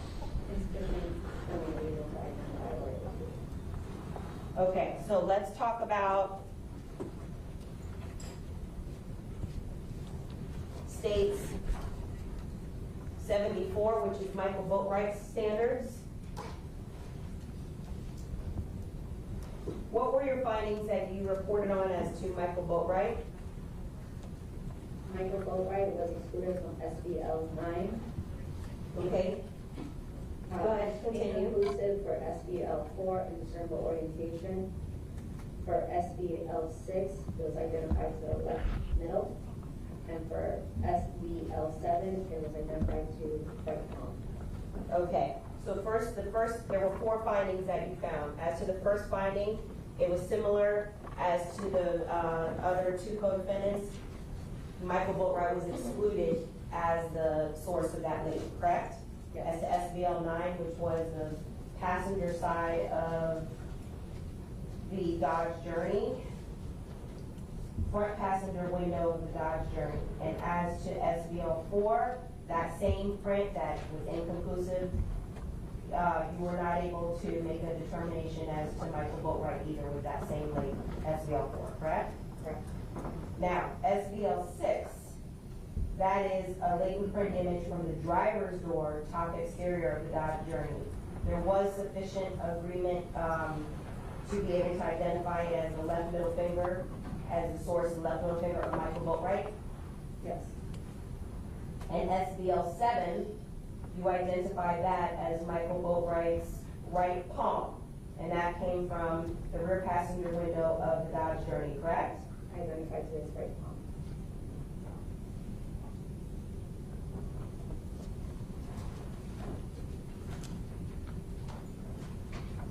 Let's talk about States 76, Trayvon Newsome standard prints. Were you able to make any conclusions as to Trayvon Newsome? Trayvon Newsome excluded from SBL9, inconclusive, SBL4, indiscernible orientation, and for RAM1, it was identified to the left palm. RAM1 was identified, so there was sufficient agreement as to RAM1, which was the photo image taken from the Dodge Journey, correct? Yes. Now, with fingerprints, there isn't anything that you can look at with respect to the latents or the standards to be able to determine when they were left, when the latents were left, correct? No, I cannot determine when they were left. You don't know how long they've been there? No, I do not know how long they've been. And you don't make the collection of these. These were all items that were collected by crime scene and then submitted to the lab for analysis, correct? I cannot know. Just one moment, Your Honor.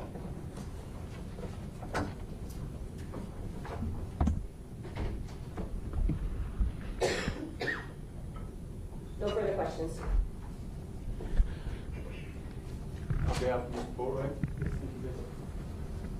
Mr. Kamari, will you name me, please? I don't think so.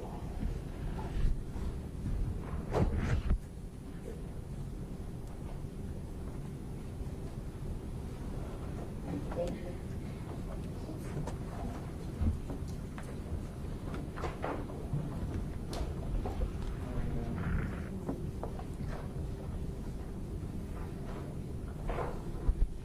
I want to start showing you what has been previously introduced into evidence as defense 5. And this is SVL 9. Can you tell the jury please what the card for SVL, well actually it's right there. SVL 9 was front passenger window, lower right exterior, correct? Front passenger window, lower right exterior. And this is from the Dodge Journey, correct? Suspect vehicle maybe in your notes?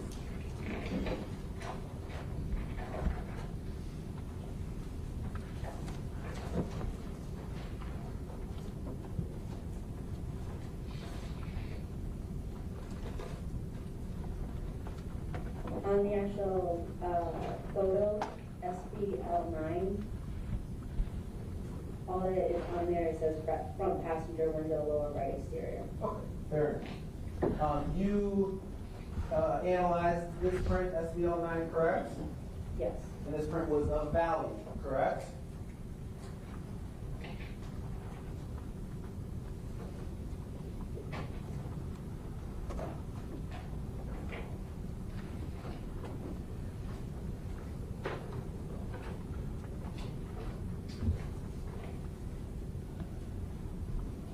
SBL9 was evaluated, yes.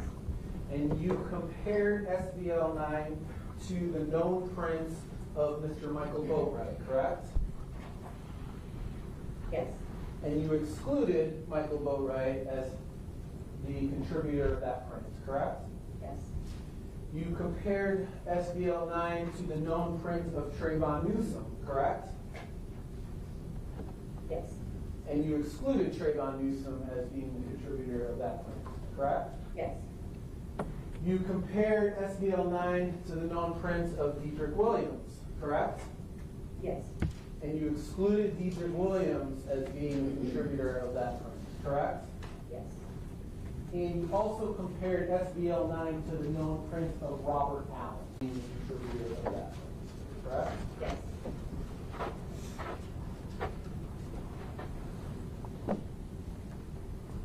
You have never made a positive identification of SBL9, correct?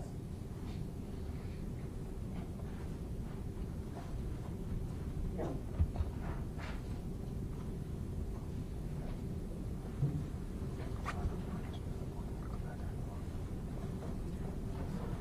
Showing you now what has been already introduced as defense 4. And as SBL4. This one's a little different than SBL9. It's the same in that SBL4 was a value, correct? Yes. And you compared, or attempted to compare SBL4 to Michael Boatwright, correct? Yes.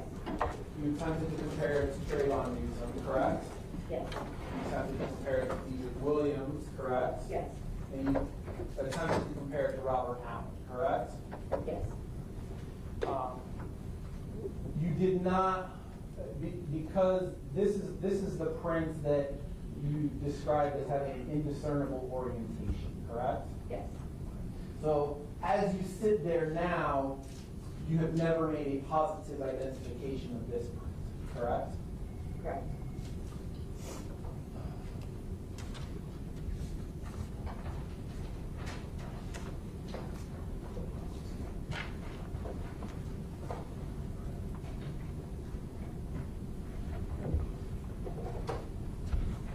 The prosecutor asked you about LAT 1, 2, and 3. Yes. Am I correct that LAT 1, 2, and 3 were the latent prints that were taken from the victim's BMW? On the back of LAT1, it just has a vehicle with an X marking on it where it was taken from. On the back of LAT2, has a vehicle with an X marking where it came from. And LAT3 has a vehicle, picture of a vehicle with an X indicating where it came from. In any event, LAT1 was not of value, correct? Correct. And neither LAT2 or LAT3 were identified as having belonged to any of the defendants in this case. Not Michael Boatwright, not Trayvon Newsome, not Robert Allen, not Dedrick Williams, correct? You never received any, there were no latent prints that from the BMW, from the victim's vehicle, that you identified as having come from any of the defendants in this case, correct? I don't know which latent came from the BMW. It's what's stated on the car. It's stated on the back of the car as well. Fair.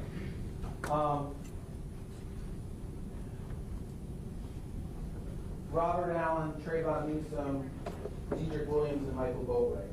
Those weren't the only 4 known prints you were given for analysis in this case, correct? They were not the only ones.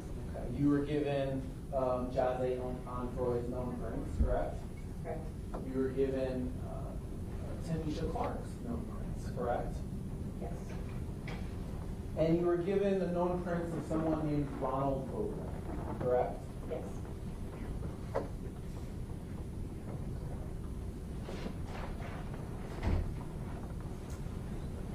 Were you ever given the known prints of someone named Keith Brady? Brady? Yes, ma'am.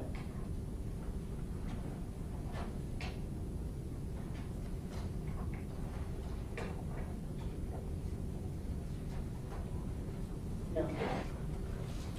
So you were never asked to compare the known prints of someone named Keith Brady to any of the unidentified prints in this case, correct? Correct, I did not receive that. Has not been heard. Somebody?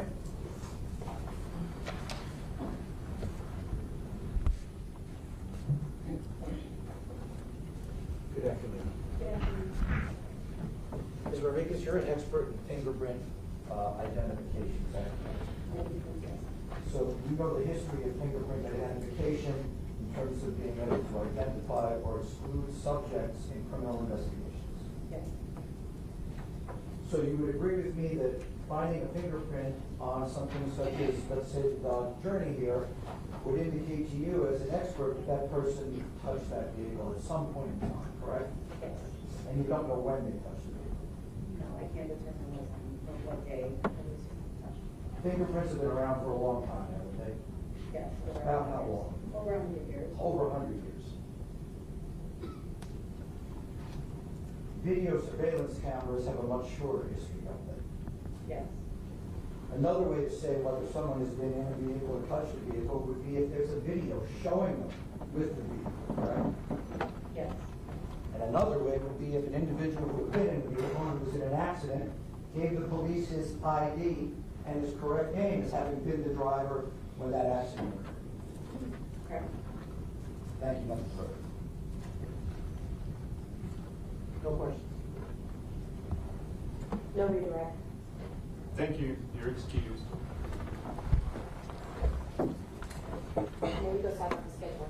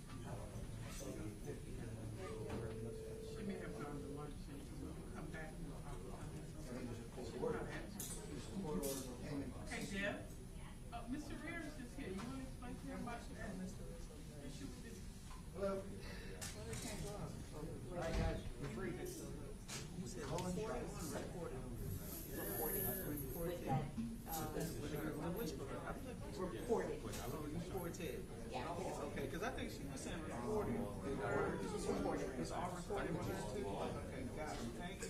All right.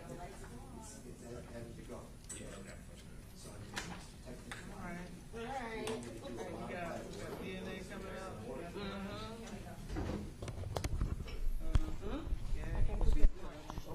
Okay.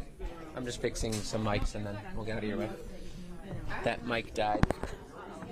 It's not a big deal, especially now that it's lunchtime.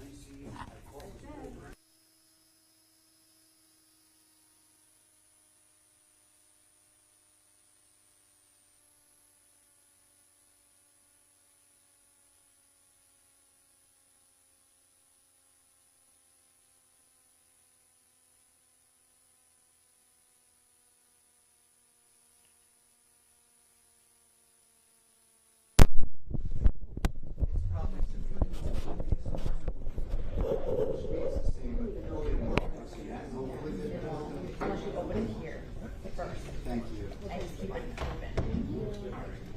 That's right. That's that tricky.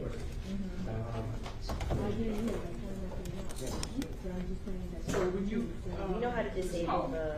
Yeah, I'm gonna call you when I come back. Trying to Great to, like, I gotta listen real quick. no, I don't think you know. I said the daily is not open. You know how this is gonna be a disaster, right? And he was like, yeah, it's still not overnight. And I was like, yeah.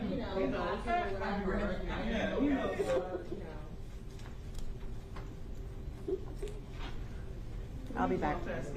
Huh? Where you going? I have work to do. I know, right? I'll be back. Bye, bro. You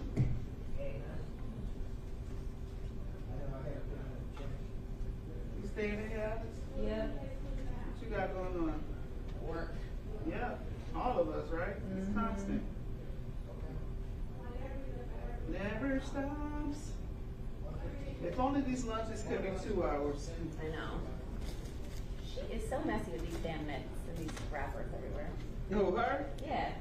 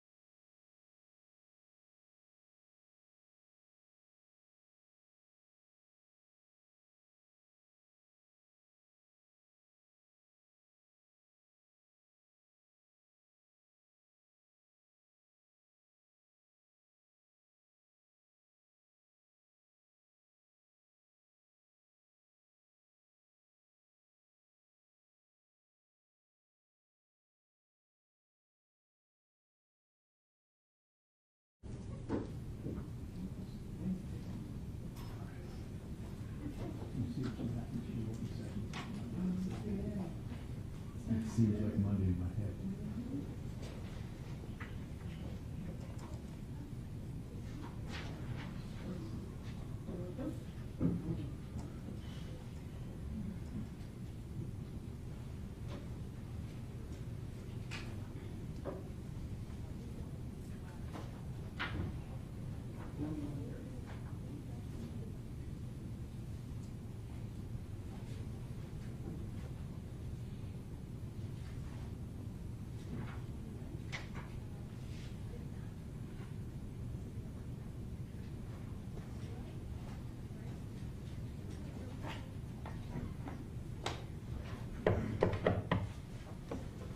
Jurors are entering.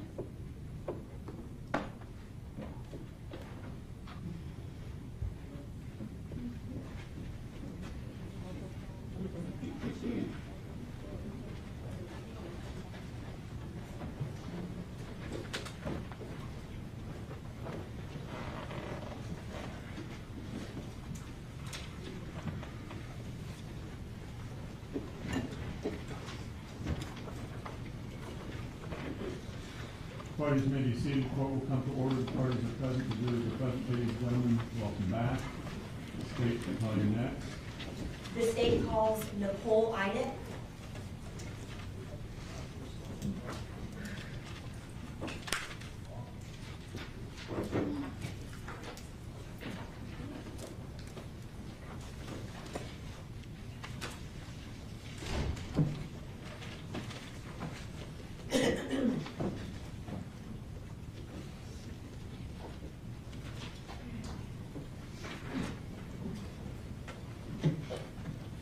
Raise your right hand and be sworn. Do you solemnly swear to tell the truth, the whole truth, and nothing but the truth? I do. Thank you. You may be seated. Please state your full name, spelling your first and last name for the record. Nicole Einett, Nicole. Then Einett is IHNAT. Good afternoon, Ms. Einett. May I inquire, Judge? You may. Thank you. Good afternoon, Ms. Einett. Can you please introduce yourself to the jury and tell them where you work, please? My name is Nicole Einett. I'm what I'm called Criminalist 3, or a forensic DNA analyst from the Broward Sheriff's Office Crime Lab. I've been there since February of 2009. Do you have any prior experience being a forensic DNA analyst prior to 2009? Yes, I was employed with the Indiana State Police back in October of 1999 until which time I came here in 2009. Okay. What type of training and experience did you have to undergo to become a forensic analyst? Most of my training started with the Indiana State Police, which I have a degree in biology from Purdue University. Then being hired with the Indiana State Police was essentially like a 2-year training program. Each section had like 30 different modules. Each module I had to have lecture of literature reading, laboratory practice, a written test, an oral test, and a competency test before you went on to the next module. Upon the completion of those modules, I was then, we did what we call mock trial to make sure I can communicate my job to a jury. And then once that was complete, I was signed off to be a DNA analyst. When I came to the Broward Sheriff's Office, I came to them already as a trained analyst. So my training with the Broward Sheriff's Office was much shorter, about 3 months. And that was just to learn their specific standard operating procedures. Okay, understood. And you said that you hold a degree in biology, correct? That is correct. Do you hold any certifications? Yes, I am certified by the American Board of Criminalists. And do you have to get recertified every couple of years, or is that an indefinite certification? You just have to maintain a certain number of training hours, and you turn that in on an annual basis. So every 5 years, they make sure that you've met and exceeded their established training hours in different categories, and then you can keep your certification. Okay, and you're up to date with that? Correct. Do you hold any licenses? I do not. Okay, and how about your lab? Is it accredited? We are accredited by ANAB, which is the American National Accreditation Board, which is a subsidiary of the ANSI National Accreditation Board, which is American National Standards Institute. It's a very long name, but basically it states that we are accredited. We've maintained our accreditation for as long as I've been here, and that we meet and exceed all the established requirements throughout the country. Okay, and the lab accreditation goes to the quality control and things of that sort, correct? That is correct. And that accreditation is current? That is correct. Is your work subject to peer review? Yes, every case before it leaves our office, it has to go through 2 peer reviews. One's called a technical review.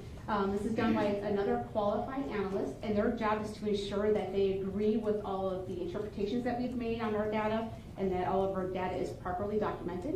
And then it also goes through an additional review called an administrative review, and this is where it says for an additional check by another qualified analyst to make sure our reports have the correct wording, that we have followed the correct case numbers. It's just another documentation that we've maintained quality. So your peer review is multiple levels? Correct. Have you ever testified as an expert on forensic DNA analysis? Yes. How many times? I've testified over 100 times. Tender the witness, Your Honor. No questions. No questions. No questions. Ladies and gentlemen, Nicole Inett has been tendered to you as an expert in the field of forensic DNA analysis. Expert witnesses are like other witnesses with one exception. The law will permit an expert witness to give an opinion. However, an expert's opinion is reliable only when given on a subject about which you believe him or her to be an expert. Whether or not a witness is an expert is a decision for you to make. The court is not allowed to take a position on that matter. And like any other witness, you may properly believe or disbelieve all or any part of an expert's testimony. Proceed. Thank you. All right, I'm going to direct your attention to lab number 187119. That's a lab number that is associated with this case, correct? That is correct. And it doesn't matter if the lab items are coming from for DNA or for fingerprints, it's all under the same lab number, correct? That is correct. Okay. And firearms too, I believe, correct? Correct. All right, now, we're going to go over the items you received because you don't do the actual collection, right? That is correct. They are all collected and brought into the laboratory and submitted to us. Okay, understood. And before we get into the science of things, the crux of what you're doing, you are receiving items that you don't know where the source of the item came from, meaning you don't know who deposited the source, correct? Yes, we call those question samples or evidentiary samples. Okay, and for purposes so that we can keep it super simple, it's an unknown source. Correct. Right?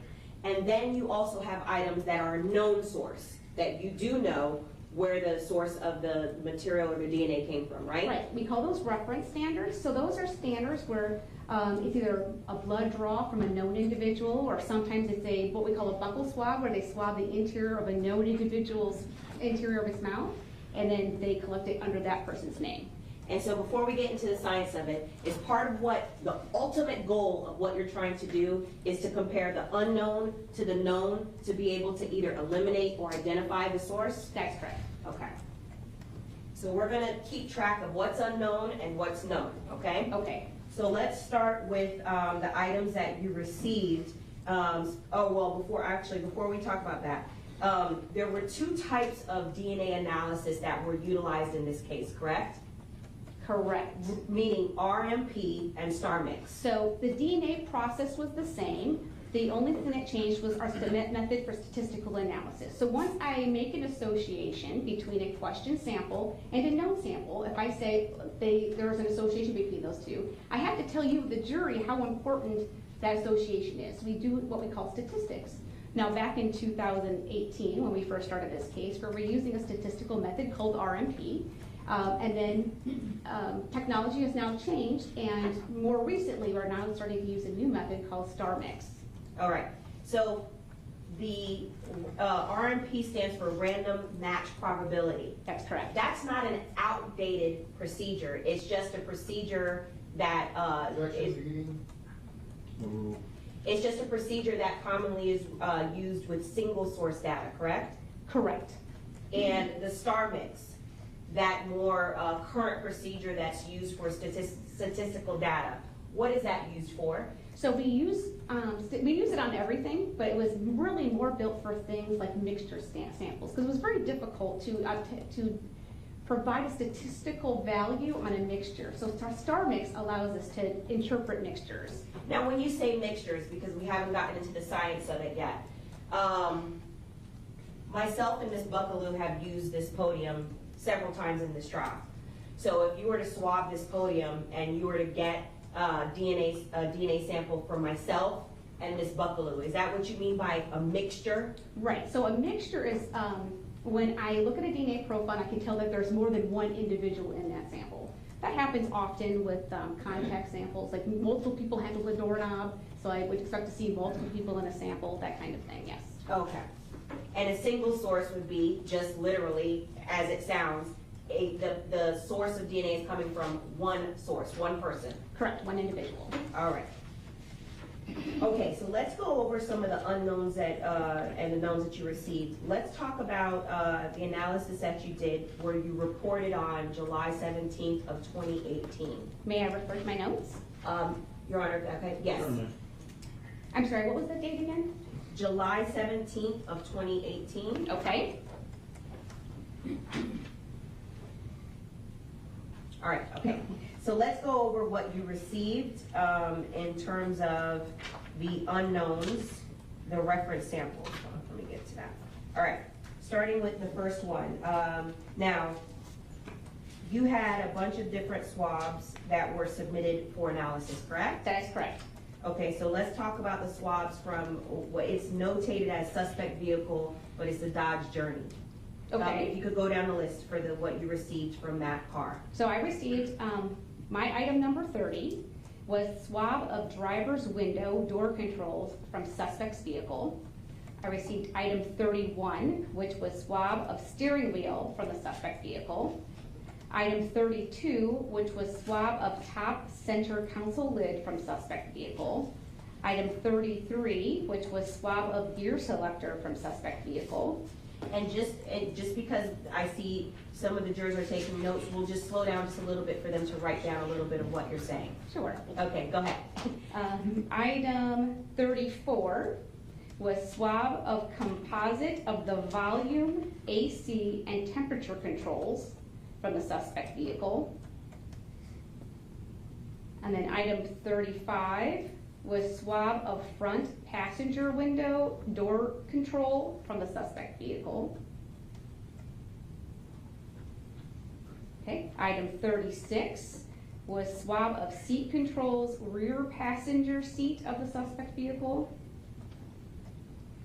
Item 37, which was swab of rear passenger side window controls from the suspect vehicle. Item 38 was swab of rear driver's side window control suspect vehicle. Okay.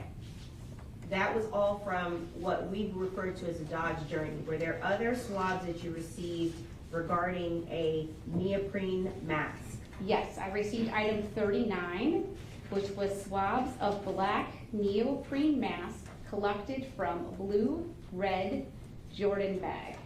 Okay, and for reference, I understand that that's the swab, but the item, the actual item was entered into evidence. That's item 45 for the jury's reference. The neoprene mask is item 45. So the swab of 45 that you analyzed is number 39, correct? That is correct. Okay. What other swabs did you analyze? I also received item number 40, which was swabs of black cloth mask collected from red, blue Jordan bag. So number 40 was the swab from this mask, which has been entered into evidence as state 44. So your item number 40 is the swab of this mask, correct? Yes. Okay. And what else did you receive? I received standards from item 41 was buccal swab collection kit collected from witness Tanisha Clark. Okay. Item 42, which was the buccal swab collected from Michael Boatwright. Okay, so those were the only two standards that you received as part of this particular analysis? Or Correct. I did receive prior standards in a report dated from 7/6/2018 that I also used for comparison in this new report. Okay, and what were those standards? Okay, I received item number 17 was buccal swabs collected from Leonard Kerr. Then I received item number 22, which was buccal swabs collected from Scott LaValle. Okay. Item number 23 was the blood stain card collected from Mr. Onfroy. That was collected from autopsy, I believe? I believe so, yes. Okay, from the medical examiner, okay. And then I had item number 26, which was buccal swabs from Dedrick Williams. Okay, so all of the known standards were from Tanisha Park, Michael Boatwright, Leonard Kerr, Scott LaValle, or Scott Barbeau LaValle, Jahseh Onfroy, the victim in this case, and Dedrick Williams. That is correct. Okay, now, I noticed that you were saying previously entered. Are items being submitted as they're collected? Correct, yes. Okay, so if an item is collected after this date, it will go under the same lab number, and then it'll generate further analysis, correct? That is correct. Okay, there was also some previous swabs from the victim's vehicle, the BMW, that you also received into evidence, correct? That is correct. Can you go down the list of what that was? Sure. Item 11 was swab of driver's window controls collected from victim's vehicle. Okay.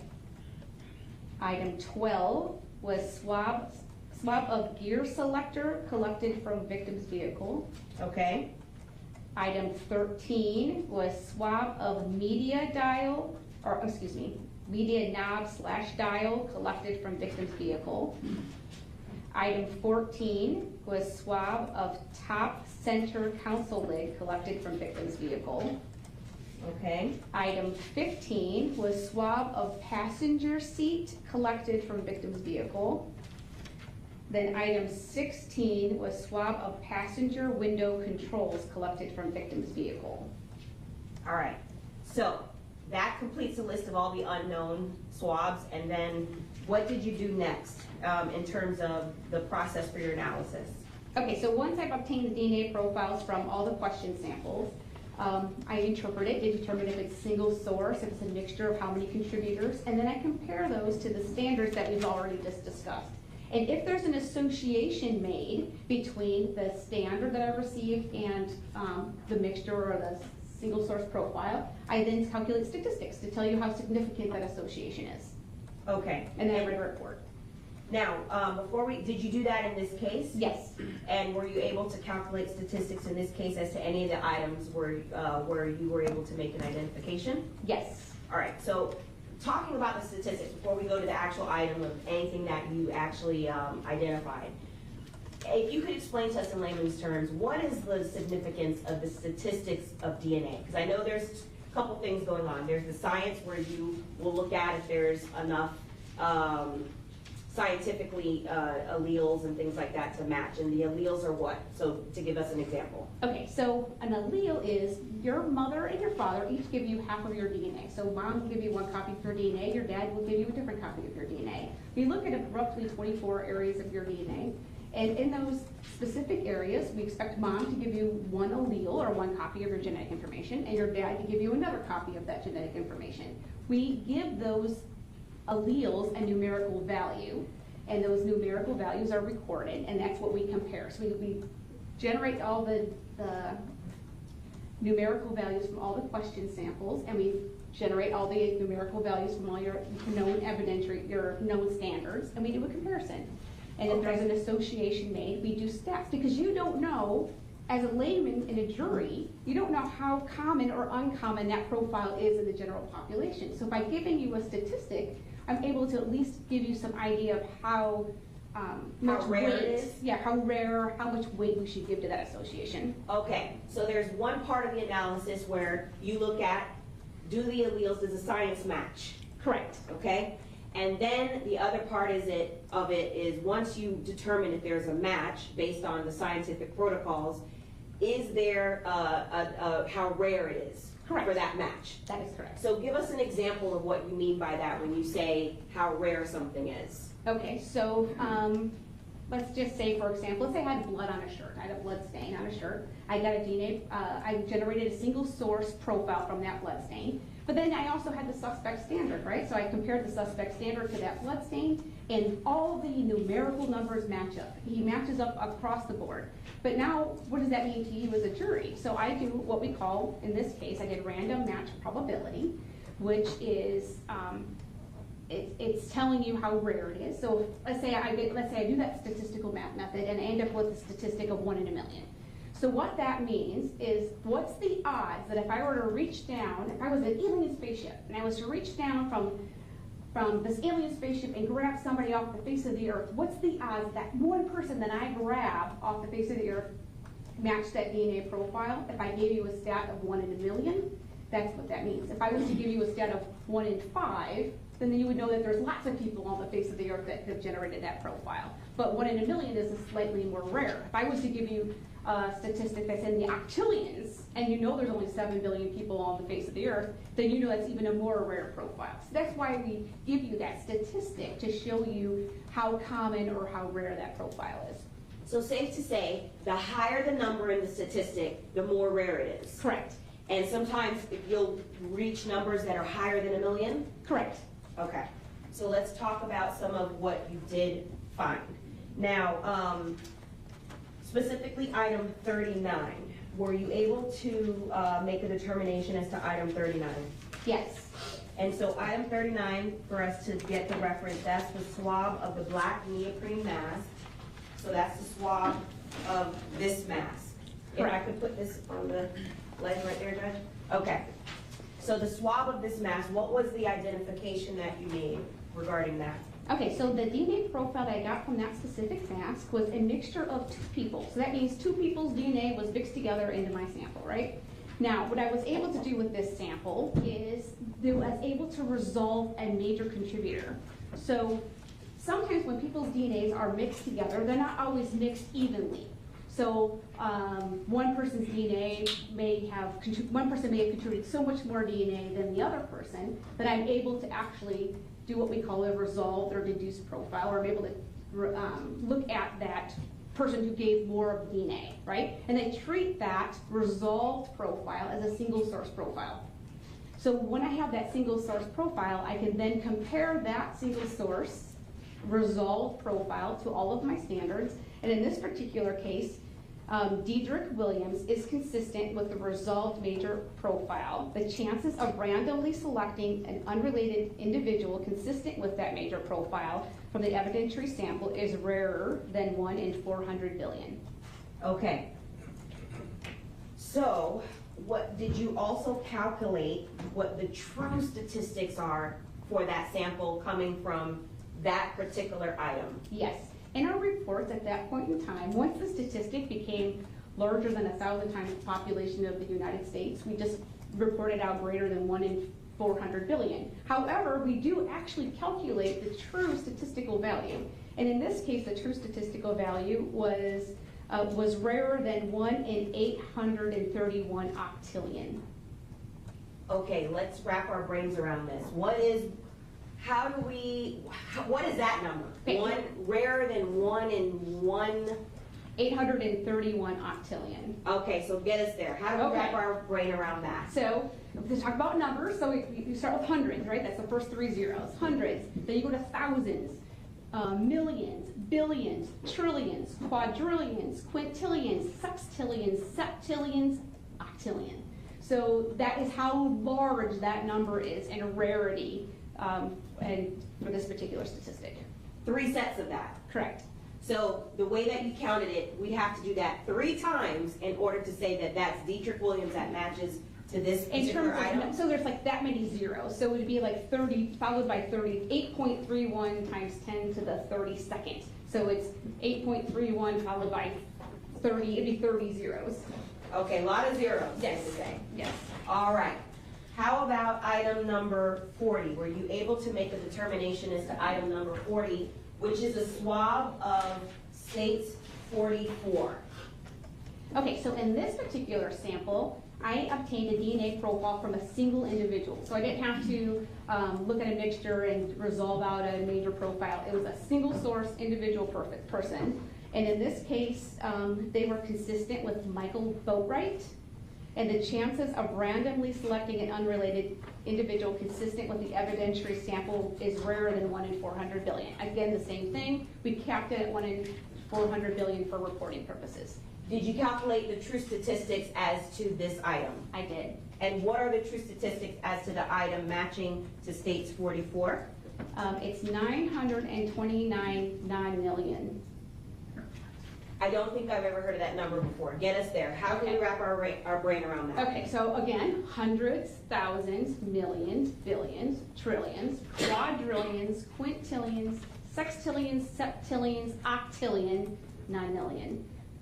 So it's, in this case, it's like 9.29 times 10 to the, I believe, like the 34th. So it'd be 9.29 followed by, or 929 followed by 32 zeros. How many sets of that? So it's just, it's the same, it's their 32 zeros, so. 32 zeros. And so this particular item matched to Michael Boatwright with that many zeros behind the number. Correct. I want to make sure I'm stating the correct number of zeros, but it's in the high 30s for both octillion and, or it's in the 30s for both octillion value and for non-million. All right. And for reference, I know you didn't collect it, but these two items were collected in the trunk. Objection to hearsay. With other items that were collected in evidence. I know you didn't collect it, but they were collected in the Cadillac with other items in evidence like the 22 caliber.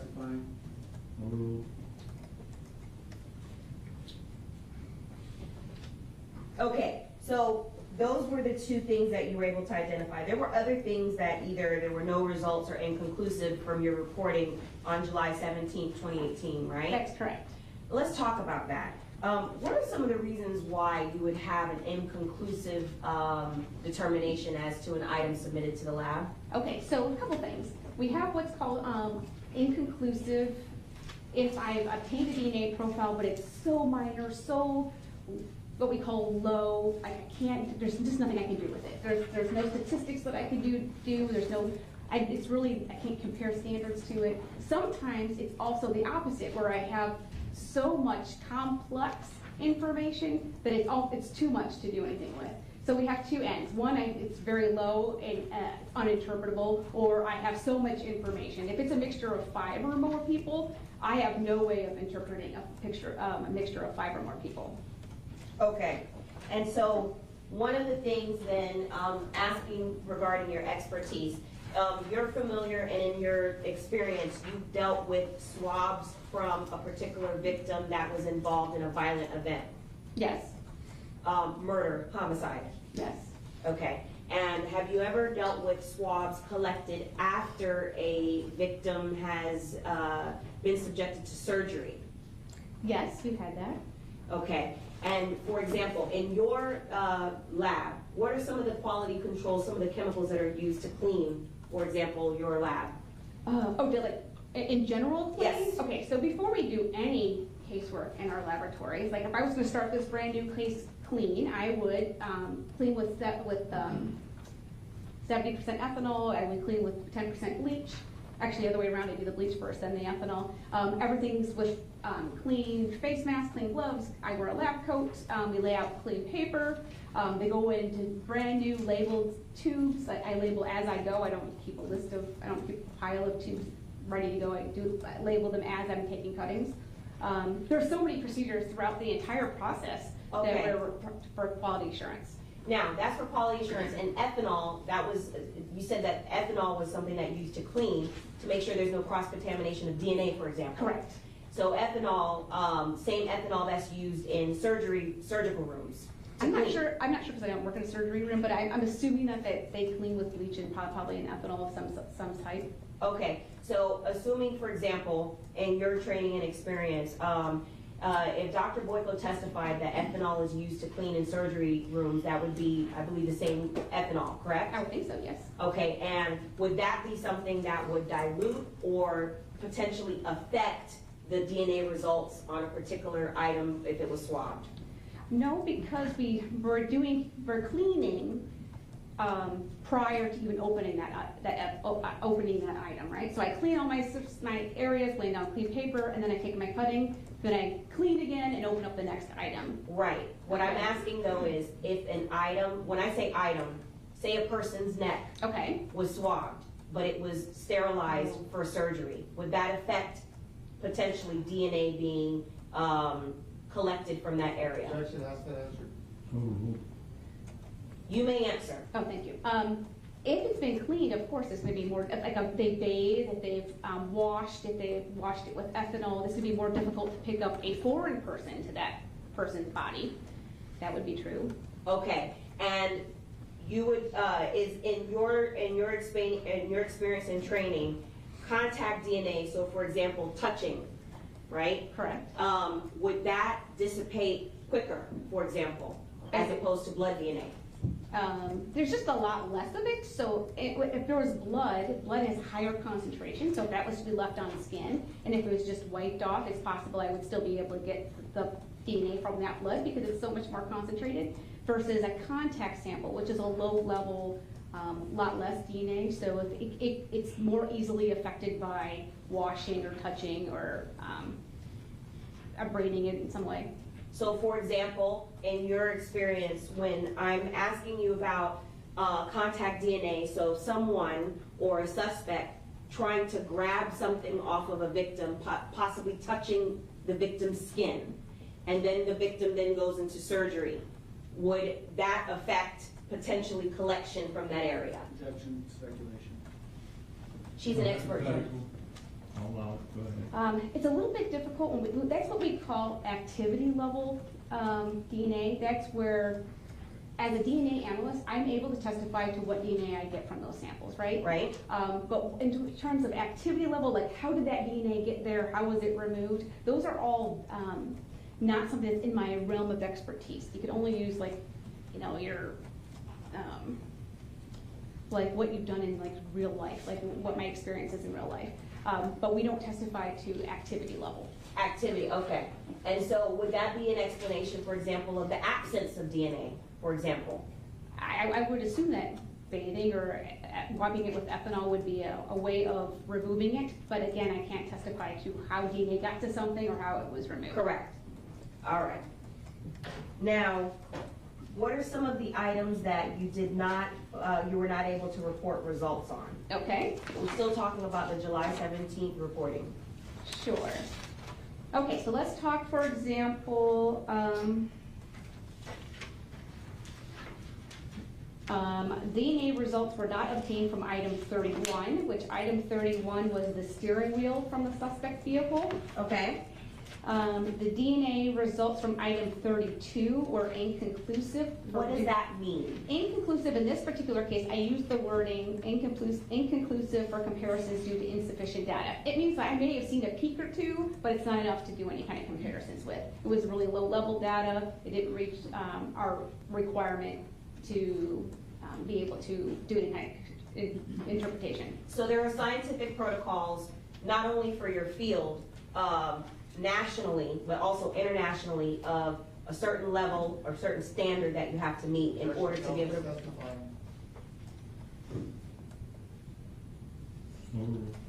In order for you to be able to report on, correct? Yes, there is. We have standards within our laboratory that need to be met before we can report on those. Okay, and if those standards are not met, then are you able to make any determination as to the sample? No. Once we've determined it, we have an option once we're as an analyst when we're interpreting a sample. Is there enough information for interpretation? If there is, we go ahead and do the comparisons to the standards. If we determine that sample to be inconclusive, meaning there's not enough data there, then we can do nothing with it. We can't do stats, we can't do interpretation, we can't do comparison to standards. Okay. And when you say insufficient data, meaning not enough DNA, is that another way of saying it? Correct. Okay, so it's too little DNA in order to do anything with. That's correct. All right, and so where, out of the unknowns that you received, what qualified under that category of it was inconclusive?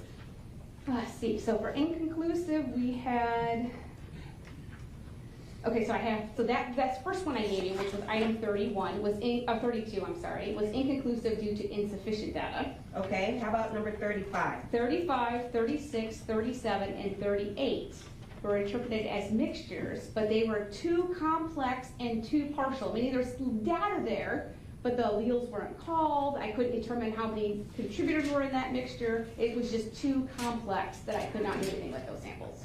Okay, and scientifically there was nothing further that you could do, so that's why you had to report it that way? Correct. Okay, and how about the remainder of the samples, or was that all for the inconclusive? That's all for the inconclusive, I believe.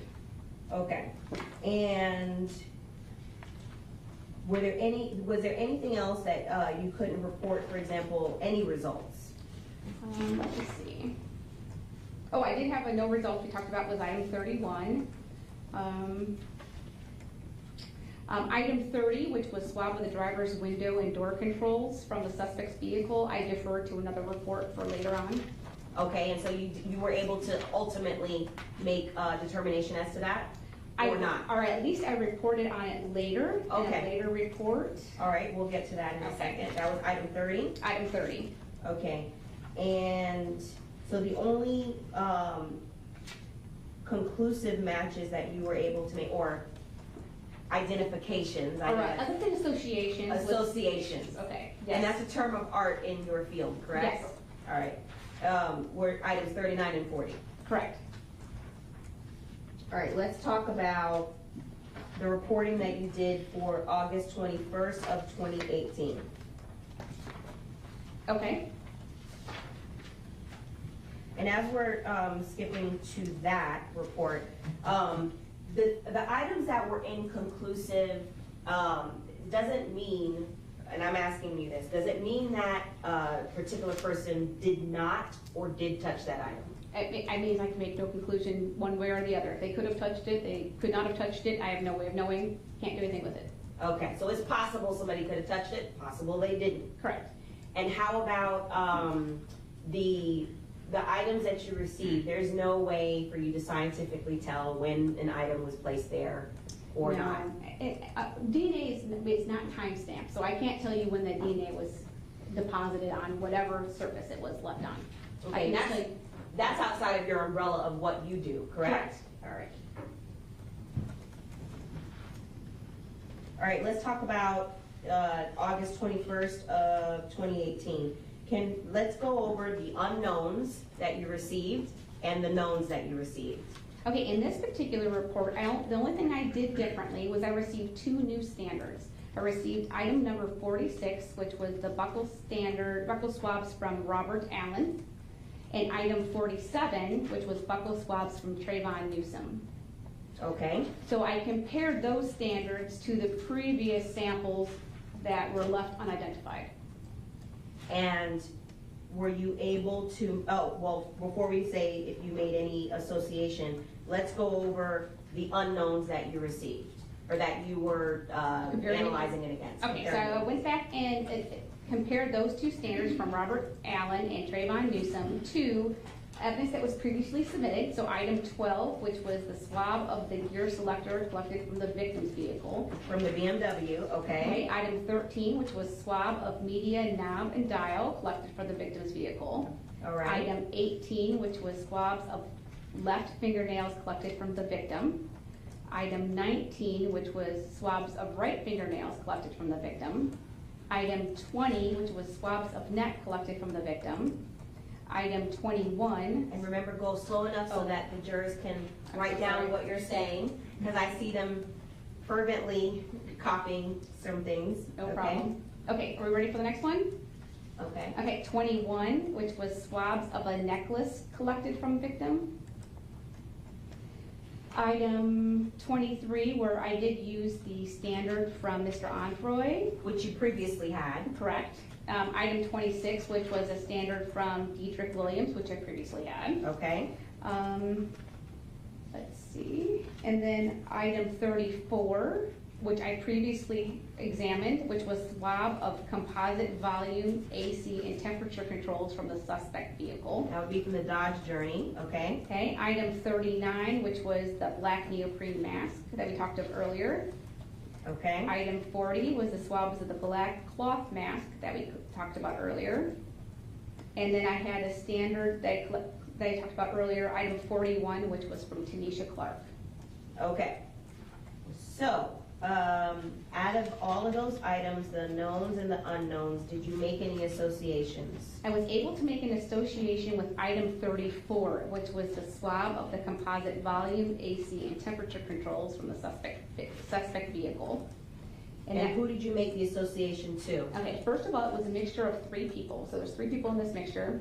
Assuming Tanisha Clark, which the reason I was able to assume her was 1, she was in the mixture, but 2, it was her car, right?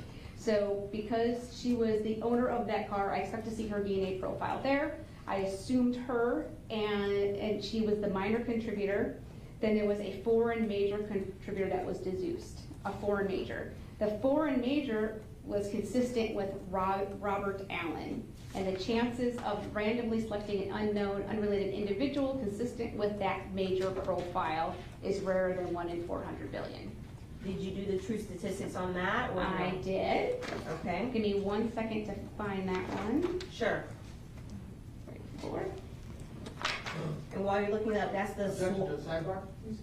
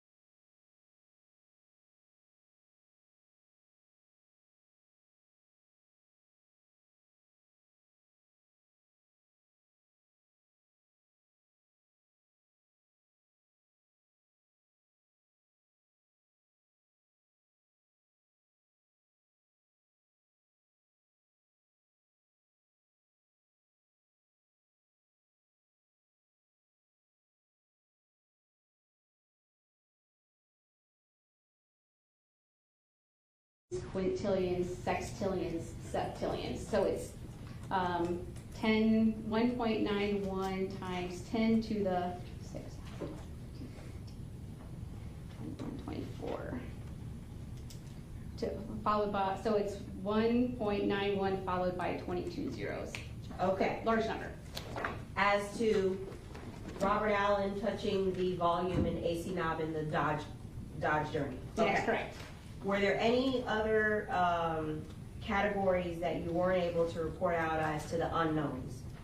Speaking about the August 21st reporting.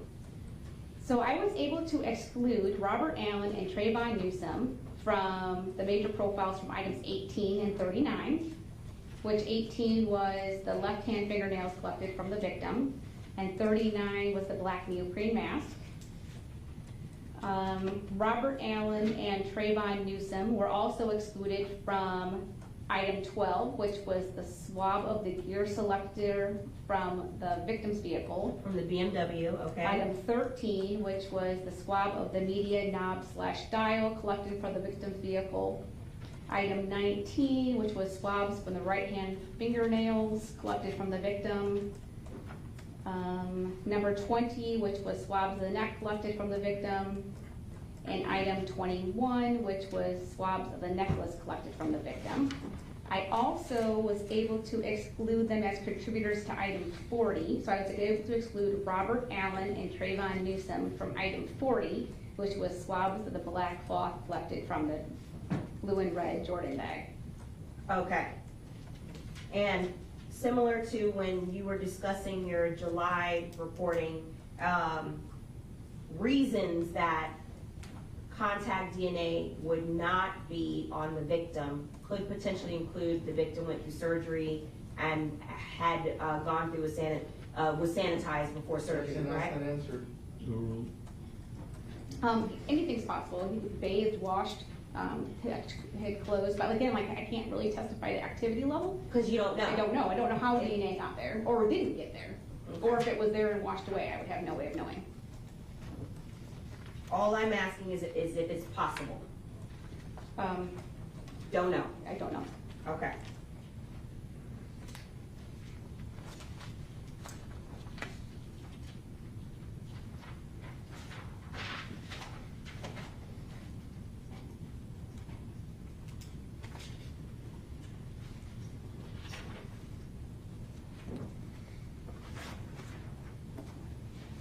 Okay, if we could talk about, there were some additional identifications that you made in 2019 under your June 21st, 2019 reporting. Yes. And specifically, the unknown that you were analyzing, I'm talking about item 12. Okay. You received item 12 for analysis. That was a swab of the gear selector from the BMW. That's correct. What were some of the known samples that you received that you hadn't already received before? The only one I believe that we have not yet talked about was Jahseh Sanchez. Okay, the victim's girlfriend, Jahseh Sanchez? Yes. I received her profile back in, let me see.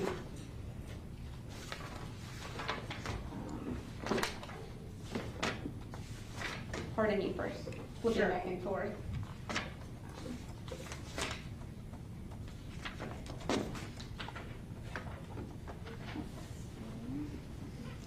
On report dated 7/30/2018, I received a standard from Jahseh Sanchez. That was item number 45. She's the only one left that we had not discussed.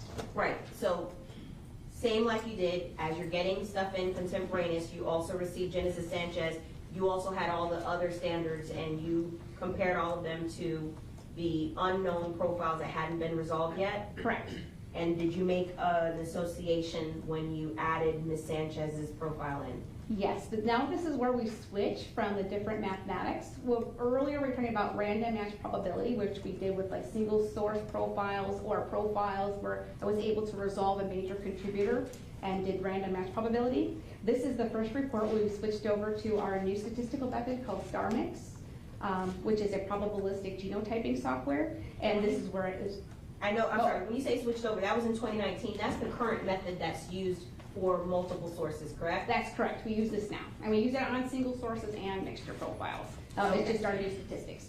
Okay, and so which item were you able to make an association with? I was able to make an association with item 12.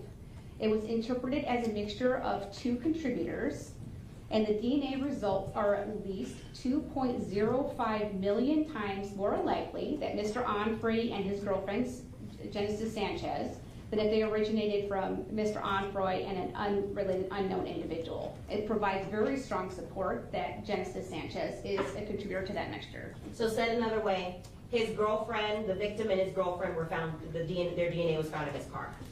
Yes, that they were consistent with that mixture, yes. All right, no surprise there. Okay.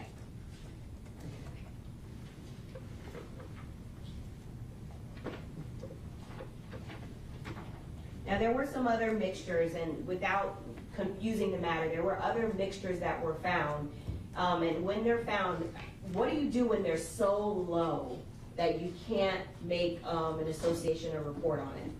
Basically, all my report will say is due to limited data, this profile is uninterpretable. Or I forgot what the exact wording is. I have to refer to my report, but basically that it's just due to insufficient data. There's nothing I can do with it. Okay.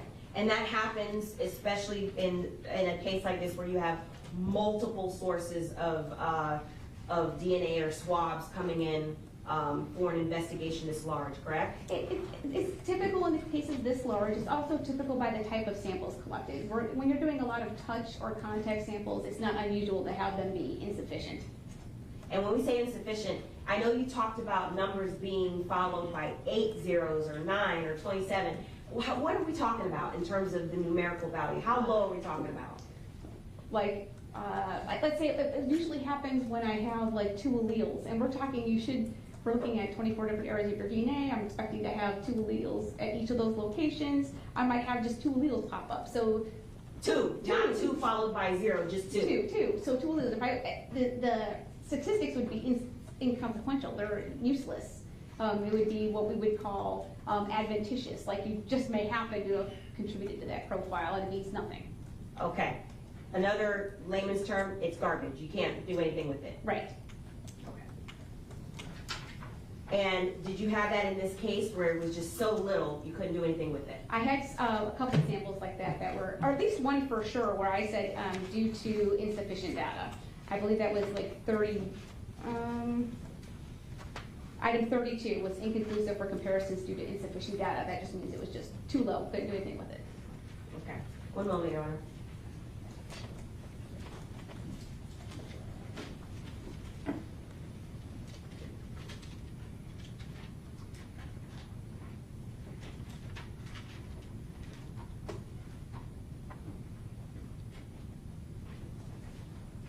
Couple more questions.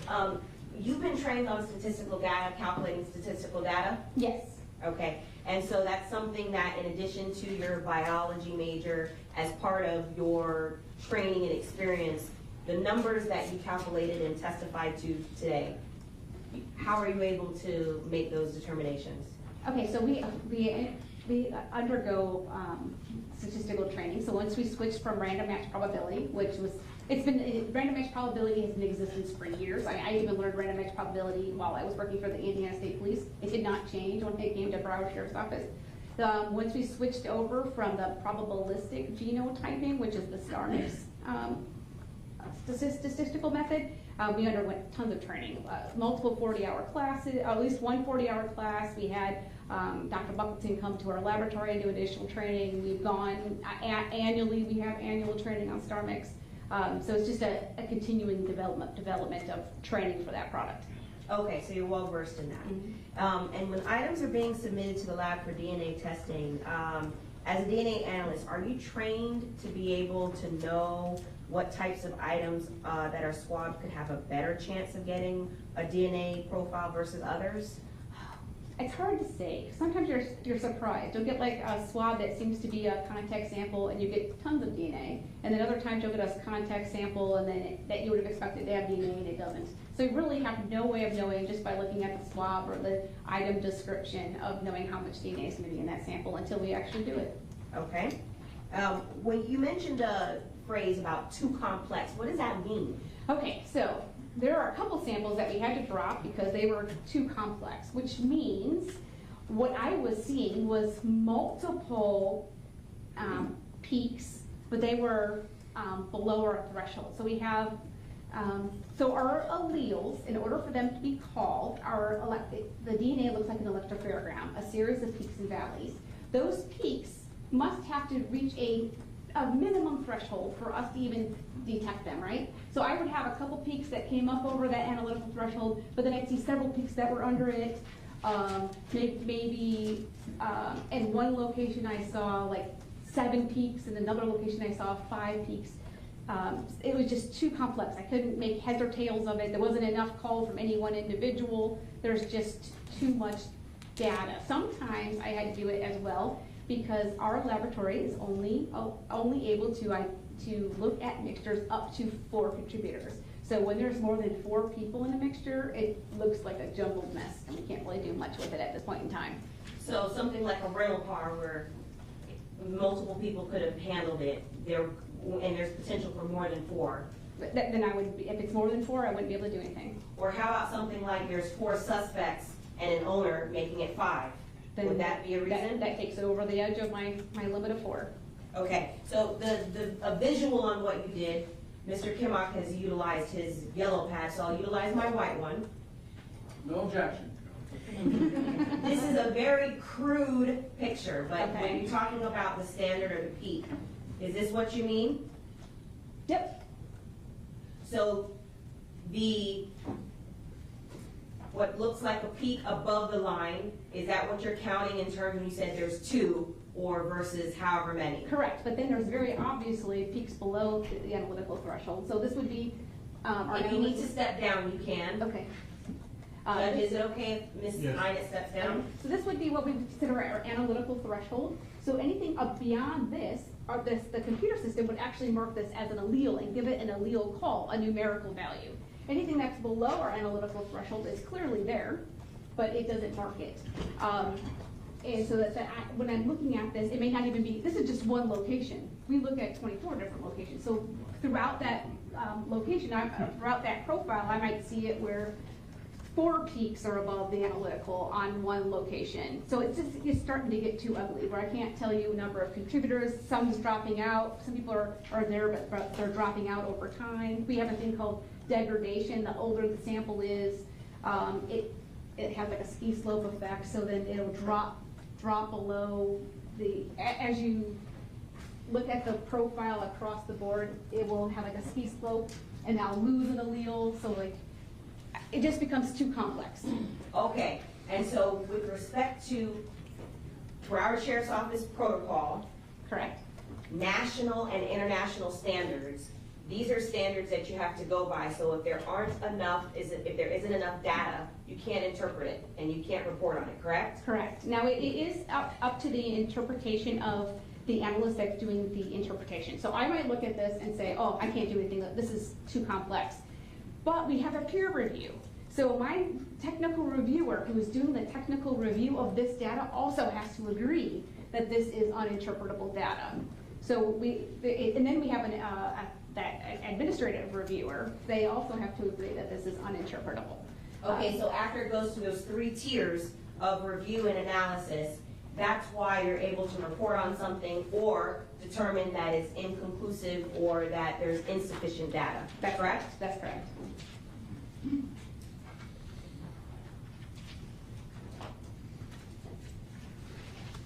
One last thing, because you talked about 2 different types of systems of calculating statistical data, the RMP and the star mix. Correct.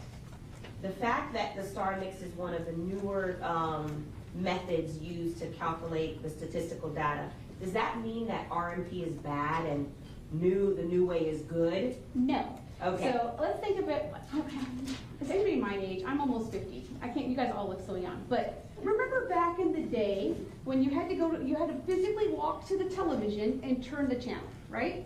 It was still an effective method. You still turned the channel. You were still able to put on what you wanted. But as technology has evolved, I can now sit on my couch and use my remote.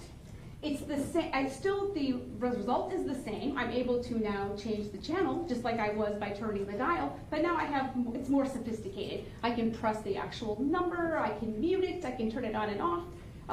It's just a more sophisticated method of doing the same type of mathematics. We're able to I just lost my train of thought, I'm so sorry. Like compute the data? Yeah, so it uses more, that's what I'm trying to say, it uses more of the data. So when we used RMP, it only considered, you know how she had those peak heights? It only considered the alleles, what the number that was actually called. This new star mix uses all of the data, degradation index, your amplification, your peak height ratios, it uses your... There's my artwork again. Yes, do you mind if I stand? Judge? Please. Okay, so Star Mix is fascinating now because now it uses all of this data. Prior to Star Mix, we would only use any allele that was called. Well, Star Mix still uses alleles that are called, but let's just say it would just, let's say it gave it the number 15, and it gave this number 18, so 15 and 18. For that RMP stat, it would just use that number. It would just use what's the frequency of item 15 times the frequency of item 18. Now with Star Mix, it considers everything. It considers how tall the peaks are. It considers amplification efficiency. It considers degradation. Now I talked about earlier, like if the DNA starts to break down, you start to see a ski slope kind of format. It actually considers degradation. So it's just a more sophisticated way of doing statistics. No further questions. Thank you, Your Honor.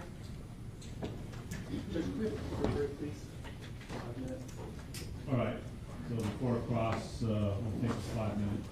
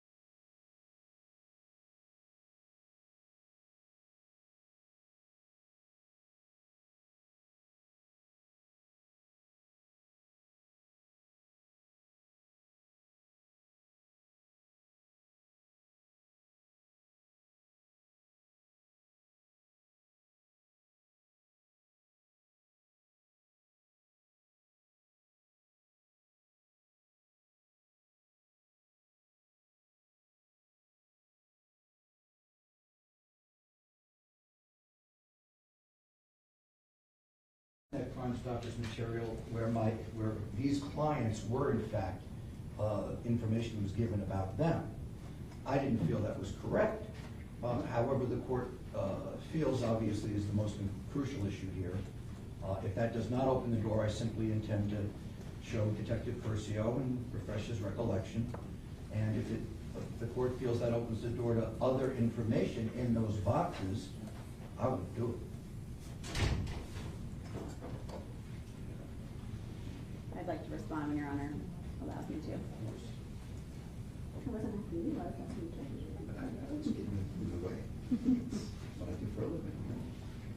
Yes, Your Honor. So, as Mr. Rivera stated, we are in fact objecting on the basis he indicated, but also others. So the first is, yes, we believe that it would open the door to other tips that came in. And as Your Honor has ruled previously in this trial, tips are not supposed to be coming in this trial. They have been mentioned, but to now try to enter them in and talk about them more would just go in furtherance of what your Honor's orders had not to do in the first place. What's on those potential tips is hearsay. One, we can't authenticate them. They're from an anonymous source, basically. So we don't just allow anonymous tipsters to just come in here and testify without authenticating it, corroborating it, things of that nature. Also, we can't tell when those photographs were taken, things of that nature, and for all those reasons, as I see Your Honor shaking his head, we feel that those should not come in because it would also open the door to the tips that came in about the defendants and their involvement in this case. Okay. If Detective Curcio gets called back in and you want to use these to refresh his recollection as to whether there were pictures of other people showing money, that's not exactly coming into evidence if he says he doesn't remember there being other pictures. And then, I mean, a person can really use anything they want to refresh someone's recollection. Correct, Your Honor, but the evidence is the testimony from Detective Curcio stating there were other people in the tips that came in flashing money, but that's still evidence. So we're bringing up tips from anonymous sources. What he says is evidence.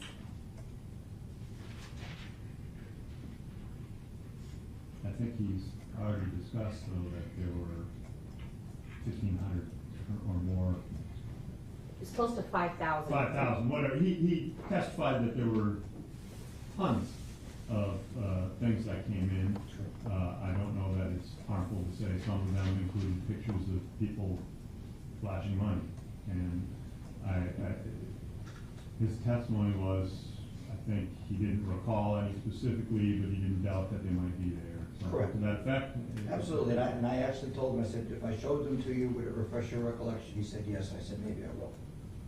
So, Your Honor, then I would ask that we be allowed to ask, were there also tips regarding the defendants in there? Because that's within the same line of questioning. Might exceed the scope, I think. In my argument. Well, it would be our scope first because we're going first, so. Well, I mean, I'm giving you the opportunity, you know, whatever the court rules, I have no problem either way. I don't think it's a big point. I just asked, I did something in front of the jury and I don't like to leave it hanging. I told them I would bring them in. I have. They're there. And, you know, my credibility is a little bit at stake, but I don't think that's a big problem. Whatever the court wants to rule. If this opens the door to all that, then I think we're getting, the difficulty is that I think we are getting into somewhat of a collateral matter. There was some testimony that there were 5,000 things, that most of it was nothing. And where Jake came in, in all honesty. And this just highlights the fact that there was more things of nothing there. So I think consistent with the evidentiary rule that says when a witness gives an answer on a collateral matter, you're kind of stuck with it. There's no, this isn't really impeaching. I understand what you're saying, but it's in some ways is asking them, well, would these be some of the things, but it leads nowhere because they're of no evidentiary value because again, they're just anonymous photos with no context, and whether they came from a tip line or if I go on to Instagram right now and in the little you'll see thing and type in the search bar flashing money, millions of images will come up Absolutely. that are not related to this case either. Absolutely. So I think we best to not go there as it would be misleading, confusing, and turning away from the issues at trial. But if you'd like them marked as appellate exhibits, I can do that. Let's do that, Judge, and I'll accept your ruling and respectfully object for the record. Thank you. So we can, actually, these were ID'd different, but I'll make them one composite appellate exhibit of the defense exhibits that were rejected. Thank you, Judge. Judge, we have Mr. Boatwright will join and join his objection. So noted. And Mr. D also is joining? Yes. All right. Also, thank you. When you stood up and asked for the restroom break, I thought you were just standing up saying no questions. No. No? Yellow pad? No, yeah, we got, I told you to come back. All right, are we ready to get underway? State's ready, Judge. Bring them out. Good drawing. Very pretty. No, never mind that way. I just. And the peaks are more pointy, not as rounded. Exactly. But I wasn't going to correct her. Yeah, no, that's- She saw the dog every picture. I was like, what? What are you drawing? No, I mean, like, it's not perfect. Well, it is perfect in my eyes. Rude. Yeah, fine. Rude.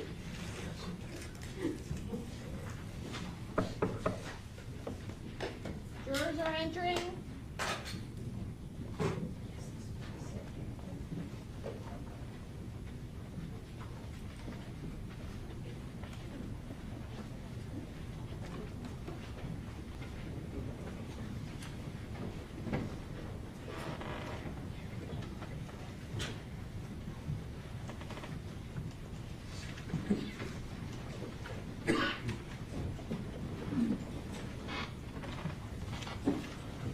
Parties may be seated. Court will come to order. Parties and parties for jurors are present. Ladies and gentlemen, welcome back.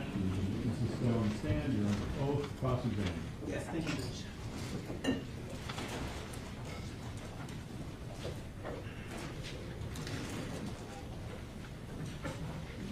Good afternoon, ma'am. Good afternoon.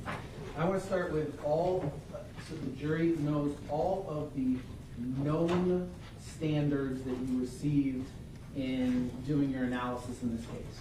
Am I correct that you received the known DNA standard of Jahseh Onfroy? Yes, You received the known DNA standard of Genesis Sanchez? that's correct. You received the known DNA standard of Leonard Kerr? Yes, You received the known DNA standard of Scott LaValle? correct. You received the known DNA standard of Tanisha Clark? Yes, You received the known DNA standard of Robert Allen? yes, You received the known DNA standard of Dedrick Williams? yes, You received the known DNA standard of Michael Boatwright? yes, And you received the known DNA standard of Trayvon Newsome? that's correct. Are there any additional known DNA standards that you received in this case? I don't believe so, no. Okay. So I want to start then in your analysis.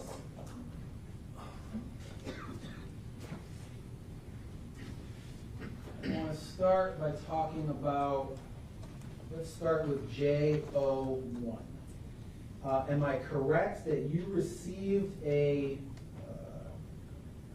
swabs that were labeled by the crime scene detective as J01? Correct. That is my item number 18. Okay. Perfect. So I'm going to go ahead and get 18. And am I correct that J01, item number 18, was 2 swabs from the left fingernails of the victim? Let me double check to make sure it was 2 swabs. I would have that in my case description, item description. 16.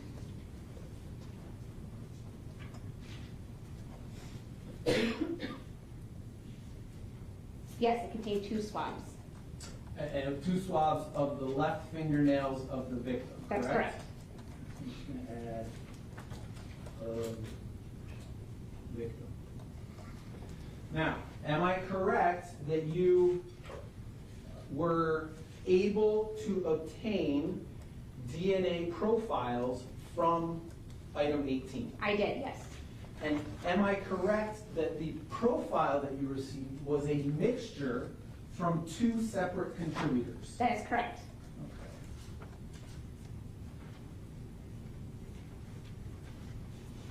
And we use the word contributors, that's essentially people, right? Correct. So a mixture from two people. So Yes, 2 people is fine. underneath the victim's left fingernails was the DNA from 2 separate people, correct? Correct. I would assume, you can correct me if this is a bad assumption, I would assume that one of those people was the victim himself, correct? That is correct. Mr. Onfroy was one of the contributors. Okay.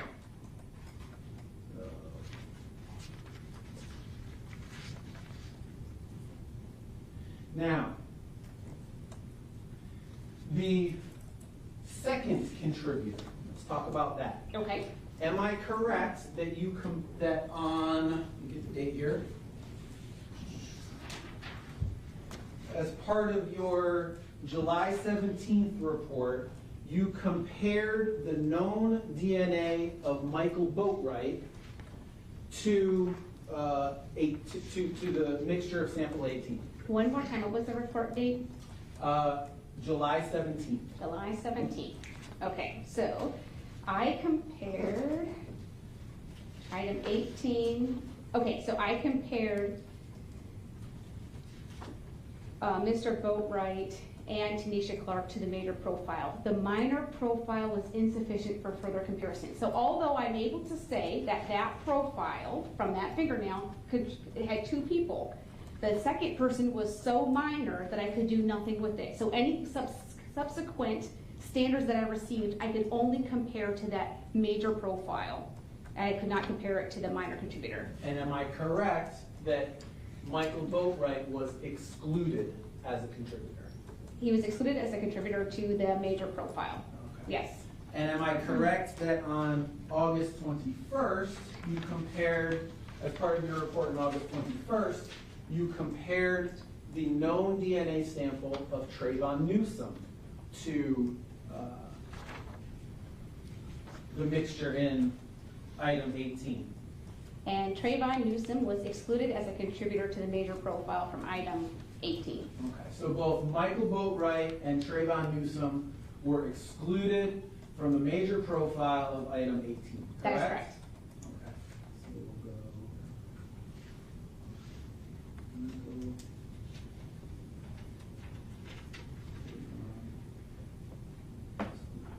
And am I correct then that as you sit here now, you have never made an association with the second profile that is underneath the left fingernails from item 18? And I will never be able to do that because it is insufficient for further comparisons. It was just a low-level minor contributor. Okay, so the answer is yes, correct? Correct. Okay. All right. Let's talk about JO2. Okay, that is my item 19. Thank you very much. Mm-hmm. JO2 was 2 swabs of the right fingernails of the victim, correct? That is correct. All right. I would assume, am I correct that you obtained a mixture of 2 people from the swabs from these fingernails? That is correct.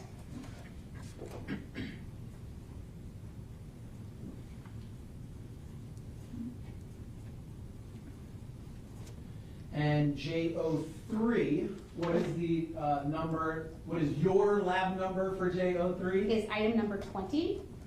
And it was swabs of the neck collected from the victim.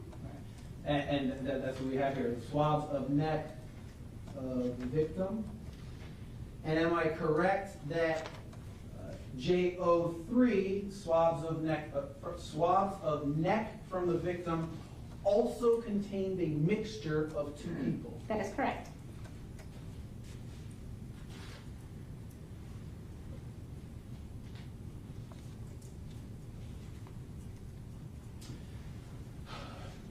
Am I correct in assuming let's go back to the right fingernails, 2 swabs of right fingernails. Okay, my item 19? Your item 19. Would I be correct in assuming that one of those contributors was the victim? That is correct.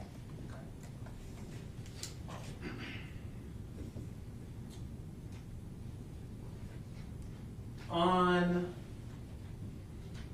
July 17th, am I correct that you compared item 19 with the known DNA of Michael Boatwright?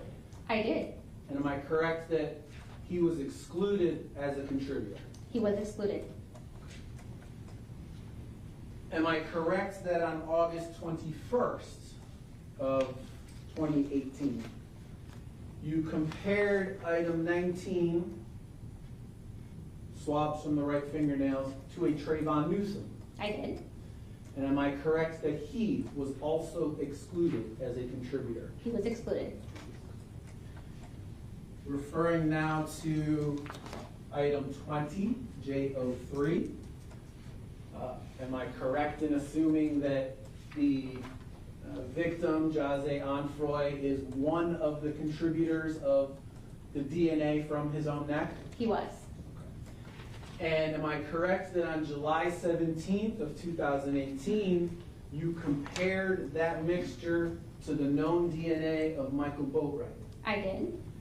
And am I correct that he was excluded as a contributor to item 20? Yes, he was excluded. Am I correct that on August 21st, you compared, or you compared the known DNA of Trayvon Newsome to item 20? I did. And am I correct that Trayvon Newsome was excluded as a contributor to that mixture? You are correct. He was excluded.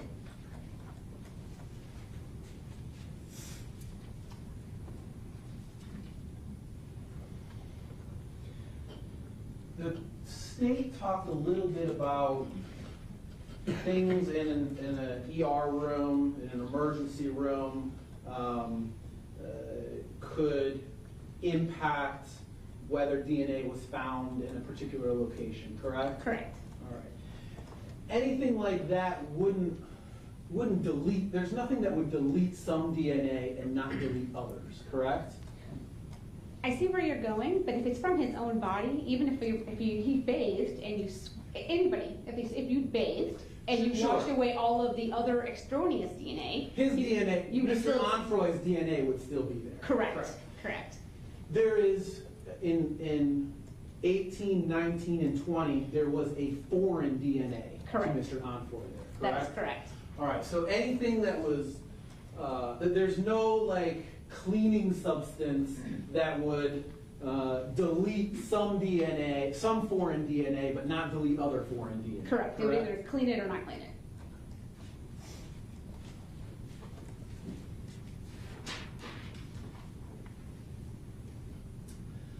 Am I correct that you received a item J08A identified as 2 swabs of necklace in this case? Yes, that is my item number 21.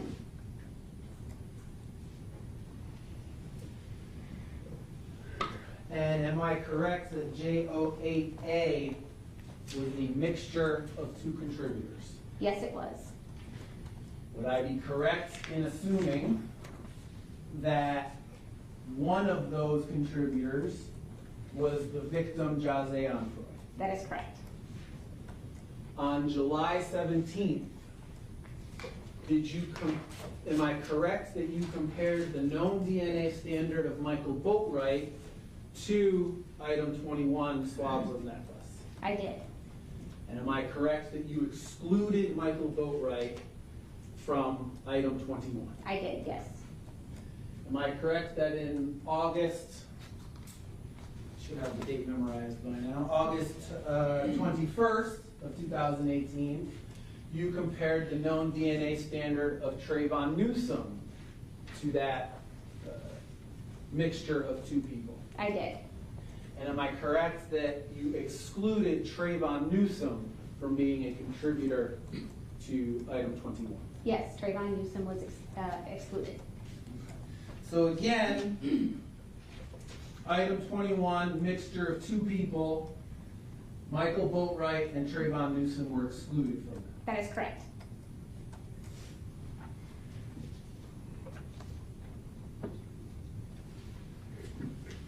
Let's talk about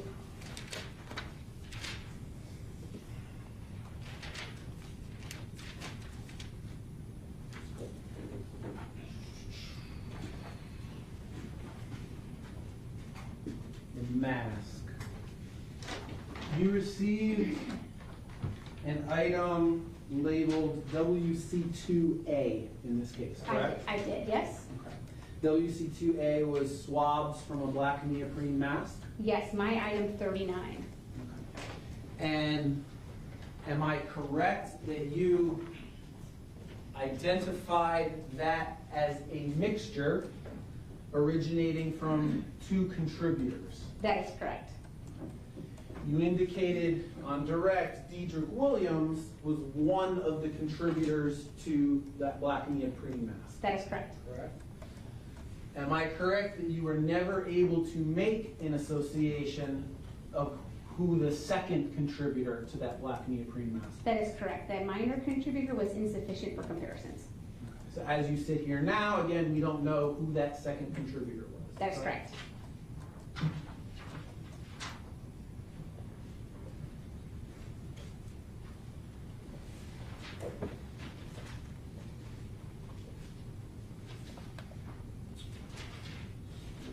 I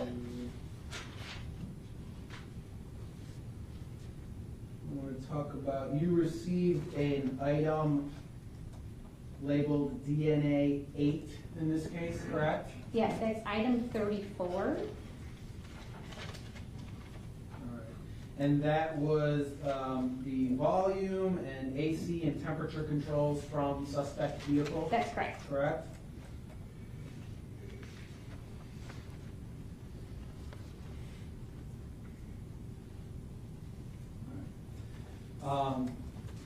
And am I correct that DNA 8 actually yielded a mixture of 3 individuals? That is correct.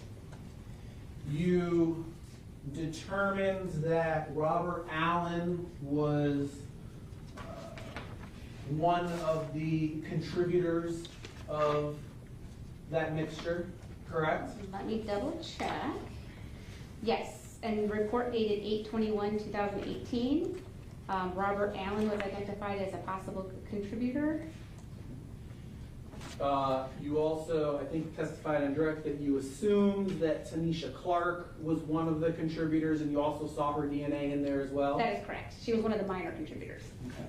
So, Robert Allen is in there, Tanisha Clark is in there. Am I correct that you do not know who the third contributor to that mixture is? That is correct.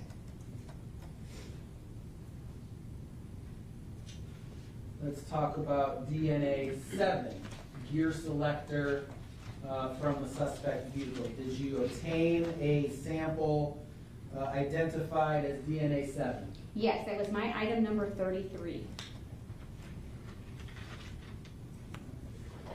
And am I correct that that DNA 7, item 33, the gear selector, you identified as a mixture from 2 individuals? I did, yes. And you determined that Tanisha Clark, the owner of the vehicle, was one of the contributors to DNA 7? That's correct.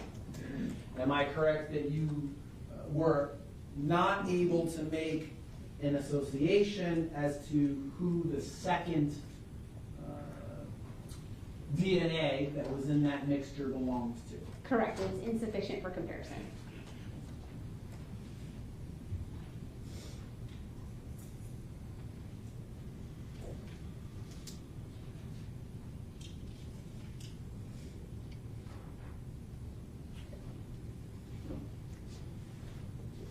Now I want to talk about some of the items in which you received Okay, which you indicated you received inconclusive results. Okay. And try to explain a little bit about what that means to the jury. So, am I correct, you received an item identified as DNA 6? Yes, that is my item number 32. Okay. And there was DNA in that sample, correct? Yes, there was DNA in that sample. All right. And you're just unable to tell us anything about whose DNA that was. Correct. Correct? There was DNA there. It was too low, insufficient for any kind of comparison. Same with DNA 10. Am I correct that you received in? Yes, that is my item number 35. That you're finishing my question before I ask it. Sorry. No, you're fine. Am I correct that you obtained DNA from item 35? I did, yes. And am I correct that we're unable to tell who that DNA belongs to? Correct.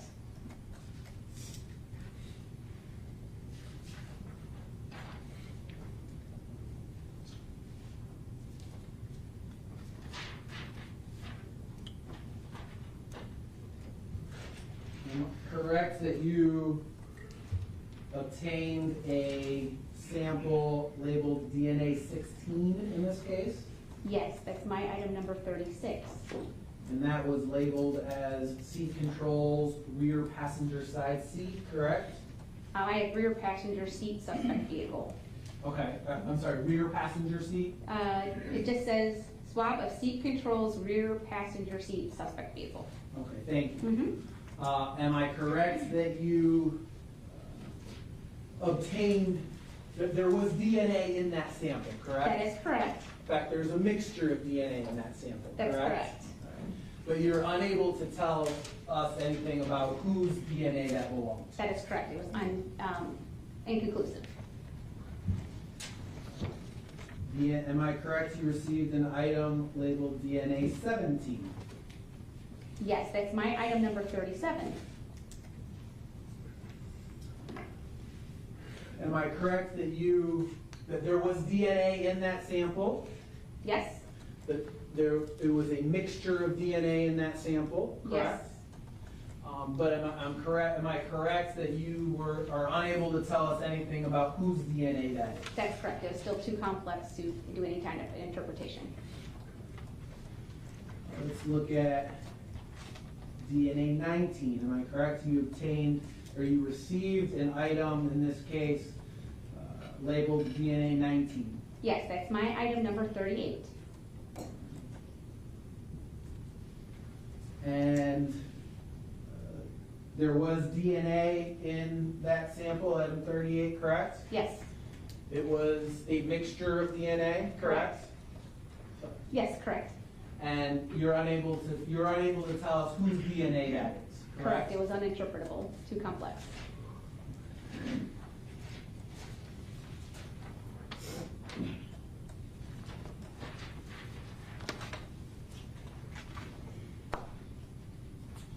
Did you ever receive an item labeled MEO7?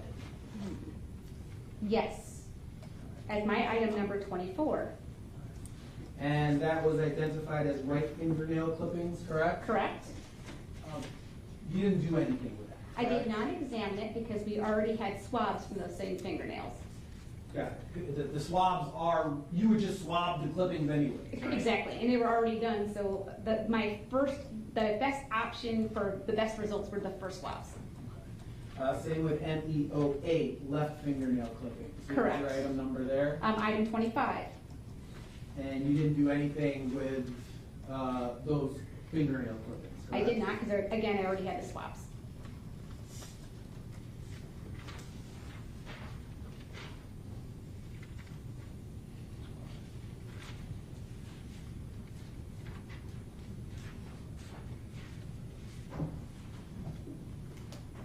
You have shared with us how you number the items that come in when they come into your lab. So something will come in J01, you'll give it a new number, That's correct. And you do that with known samples too, correct? That is correct. Did you receive, well, you have testified about receiving a known sample from Michael Boatwright in this case, correct? That's correct. And that was, it came to you as MB1, correct? Correct. What number did you give MB1 when you received it? Item 42. And item 42 is what you end up making an association with the black cloth mask, correct? That's correct. Can you tell the jury, please, what item number 47 was? 47 was the buckle swabs from Trayvon Newsome. So, Michael Boatwright, 42, Trayvon Newsome, 47. Correct. Correct? Am I correct that in one of your reports in August of 2018, you mislabeled Trayvon Newsome as being item 42? That is correct. I made a typographical error. You made that error twice in that same report, correct? Correct. I was consistent in my error. Okay. And this report went through the normal peer review process, correct? Correct. Okay. It was missed by the peer review process as well, correct? That's correct. And that you identified that identification of Trayvon Newsome as item 42. That report, I guess, stayed that way until you wrote a new report the following year, correct? Correct. It was about 9 months later, correct? I believe so. It went from August to, I didn't rewrite the amended report until June of 2019. All right. So in August of 2018, item 42, you identified as belonging to Trayvon Newsome. In June of 2019, you wrote a new report amending that, correct? Amending the item number. The name was still the same. It was still Trayvon Newsome, but I erroneously used the number 42 instead of 47.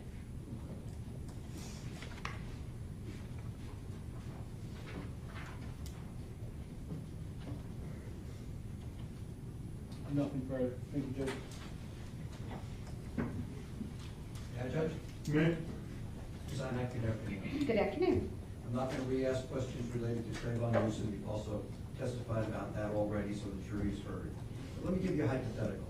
Okay. I'm sitting here with Mr. Newsome. He's on trial. Tells me he's very nervous and his neck is really tight. If I start massaging his neck, is it possible I'm leaving my DNA on his neck by doing that? Like I told you earlier, I can't testify to the activity level, but I would expect that you could possibly leave DNA behind. It's one of those hypotheticals that could happen. And that's because every cell of the body has DNA, correct? Correct.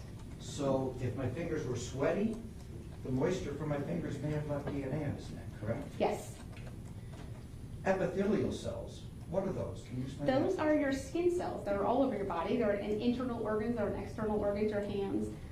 Those are shed. That's usually when we talk about contact or touch DNA, or it's you leaving epithelial cells behind. So that could also have been on his neck from what I just did, massaging his neck, my epithelial cells from my fingers. Correct. But maybe not, because there's no abrasive surface there to rub off those. And I don't know things like how are you a shedder? There are so many things that go into that. That's why we can't testify to activity, because I have no way of knowing, are you a shedder? Are you not a shedder? Are you sweaty or you're not sweaty? Was there an abrasive collar that you would have slipped your hand on and left skin on his? I assure you I'm sweaty. But I don't know. I don't know. Gotcha.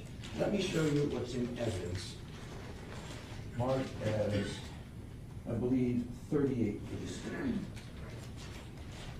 This is a rather large gold necklace. You'd agree with me, right? Yes. Okay. Now, on this side of the necklace, the side that would normally be worn towards the body, it's a fairly smooth surface. Okay. Would you agree with me if someone touched that surface you might or might not leave epithelial cells. One way or the other, yeah. Couldn't tell. Couldn't tell you. But if this was worn this way, with these diamond chips everywhere, and I rub my fingers across it, wouldn't it be more likely I would leave epithelial cells because of the abrasive surface than the smooth surface? But several articles that I've read, they do talk about how you leave DNA behind, and it's more likely if you have an abraded surface. However, I don't have a particular study on that particular necklace, and I don't want to speak to the activity level. Understood, and I know you're being very careful and cautious. I'm trying. We appreciate that, thank you so much. And again, while the state talked about in a surgical procedure, they may have washed the skin of an individual, and that may have caused DNA to be removed, that necklace wasn't washed. If it was touched in abrasive fashion, in a rough fashion, it's likely epithelial cells at the very least would have been left behind, isn't it? If it was not cleaned, again, these are all such hypotheticals. I'm sorry, I'm using evidence from other parts of the trial. Yes, I'm very skeptical about talking about activity level. There aren't enough studies, but if it has not been washed, I expect the DNA to be there, regardless of who touched it, who didn't touch it. If it was worn, I expect the person who wore it to be on there. Sure. And in terms of contact, it depends on persistence, how long that person touched it, how aggressively they touched it. There's so many things that I cannot testify to that. Thank you very much. You're welcome.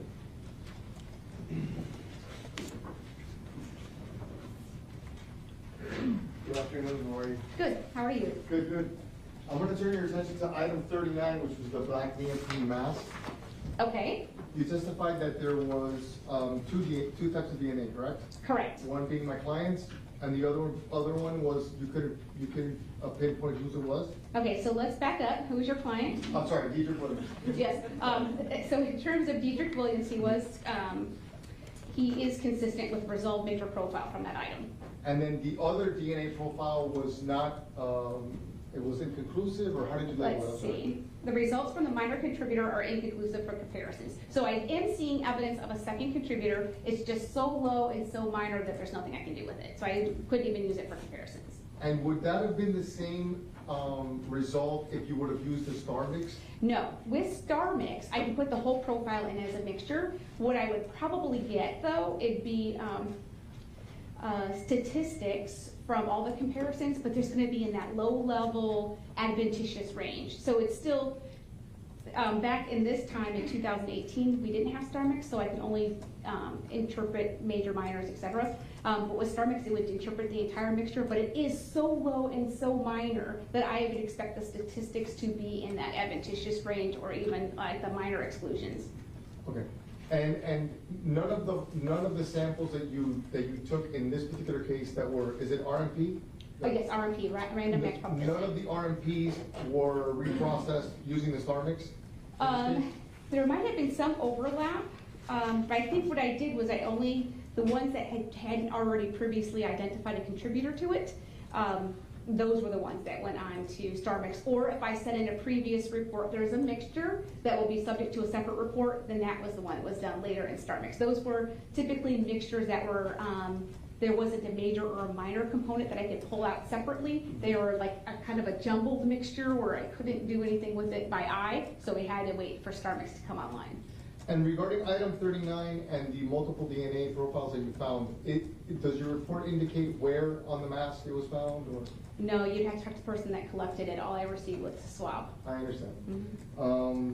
Would you agree with me that a face mask is something that has high level of DNA saturation? In my experience, a face mask does have a high level of saturation, especially if you swab around the mouth area, because you have saliva, which has a large level of DNA. I'm not sure where they swabbed on the mask. I understand. But just in my general experience of swabbing masks, the mouth area usually has a lot of DNA. And would you further agree that if it did have a high saturation of DNA, that would last longer statistically? No, it's hard to say because here in South Florida, we have high heat, high humidity. I'm not sure how that mask was stored. I'm not sure when it was collected. DNA does get destroyed over time, especially in Florida. Heat, humidity, sunlight. So I can't really speak to that because I do not know how it was stored. Okay. And back to the RMP versus StarMix. Okay. Is it safe to say that StarMix is and I understand your example where you talked about going up and turning on the TV, et cetera. But can we agree that StarMix is a more precise way of analyzing DNA? Okay, it doesn't analyze DNA at all. I'm sorry. It just adds statistics, right? So Right. it does interpretation. So it'll take a mixture and it uses all of the data in terms of amplification efficiencies, degradation, peak height ratios, peak heights themselves, and it uses more of the data. So I think that's what you're trying to get to, Right. is a more comprehensive way of calculating statistics versus RMP. Now, RMP for a single source versus StarMix for a single source, those statistics should be the same. The likelihood ratio on a single source and StarMix should be the same as the odds in the RMP. It differs when you're talking about mixtures and partials. Right. And item 39, which with the black neoprene mask, was not a single source. It was not a single source. It was a mixture with a major profile. So, and being a mixture, if you would have used the StarMix, it would have maybe shed a little bit more light on the minor. I probably would have shed a little bit more light on the minor. The major would have stayed the same. It probably would have gotten around the same statistical value. But the minor contributors, I may have been able to adventitiously include some of the other standards. And when you spoke about heat and humidity, that affects both minor and major contributors? Correct. Okay, thank you. No further questions. Redirect? No, Your Honor. Thank you. You are excused.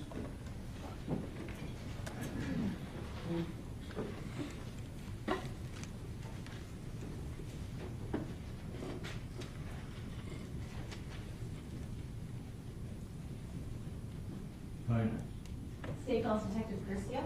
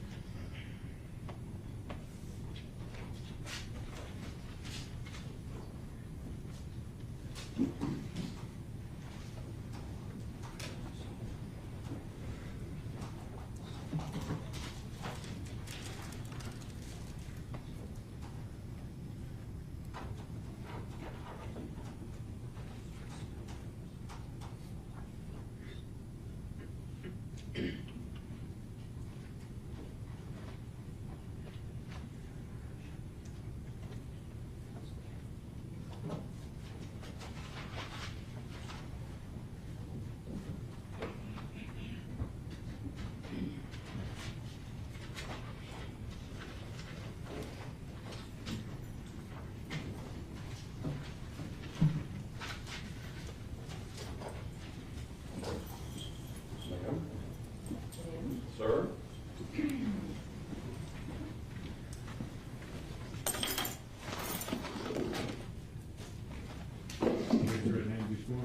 Do you solemnly swear to tell the truth, the whole truth, and nothing but the truth? I do. Thank you. You may be seated. Thank you, ma'am. Please state your full name and spell your first and last name for the record. John William Joseph Curcio, C-U-R-C-I-O. And for the record purposes, you're the same Detective Curcio that previously testified. Yes, sir. You may. Thank you, Your Honor. Good afternoon, Detective. Ma'am? Well, we meet again, so just briefly reintroduce yourself to the jurors here today. By name or by? By name and who you work for and what you do. Detective John Curcio. I'm working for the Broward Sheriff's Office currently as a homicide detective. I've been with them since 2009. Previous to that, from 1980 to 2009, I was a Fort Lauderdale police officer, and 13 of those years I was a homicide detective. All right. So previously when you testified, you were asked on direct examination a little bit about some of the cell site location records you received after sending search warrants to T-Mobile. Do you remember that? Yes, I do. Okay, and you were asked a little bit about the different locations you had looked at and received in those records. Do you recall that? Yes. So at this point, I want to go over those records that we now have in evidence, and it is State 71. All right, so I'm going to start with Dedrick Williams' cell phone records. Okay. So when you receive these records, I'm now pulling up the subscriber information that was previously testified to by the records custodian. Do you see that on your screen? Yes, I do. All right. Can you tell me, and you've reviewed records such as these before in your years of experience as a homicide detective, correct? Pretty much every day since these phone records have existed on other cases. Every case. So in this particular subscriber information, who is the subscriber name that we see? Nell Carter is the subscriber. Okay. And is there a similar name in this particular case? Yes. And who is that? Objection to hearsay. Calls for hearsay. You may answer. A witness by the name of Tennell Carter. Okay. And who is Tennell Carter associated with in this case? Originally when I met her, she gave me the last name of Williams. She's associated with Mr. Dedrick Williams. And do you recall the phone number that was associated with this particular search warrant? 954-867-8340. So let's talk about some of the cell sites that you received in relation to this case.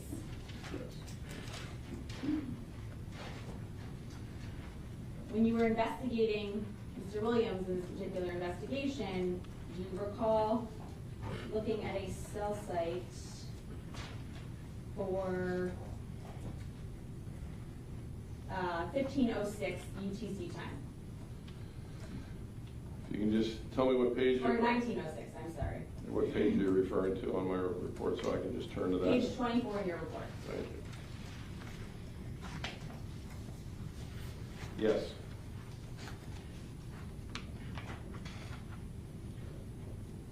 I'm scrolling down. 618 in the records. And then it would be 1906. And that's in UTC time, correct? Yes. So what would that be in Eastern Standard Time? All right, right there you are. Line 374. UTC is, again, as I testified to, that's the universal clock, which is out of England, so you have to subtract going back this way to America for the UTC to be adjusted to Eastern Standard Time. So that time would have been 1506 hours. And in non-military time, what is 1506 hours? 306. So 3:06 p.m. Yes. on July 18th, 2018. Yes. All right. And what is that particular call telling us? It tells us the location based on cell towers where that call was being received, where the actual phone that we're looking at, where it was located by cell tower. I'm going to scroll over. No problem. And the cell tower gives us the latitude and longitude, correct? Yes. Okay. Does it also give us an approximate address of where that cell tower is located? Yes. Okay, and what's that address?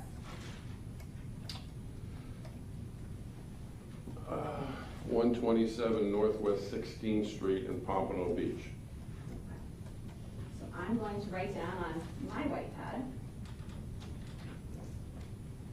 127 Northwest 16th Street. And in which city is that? Pompano Beach.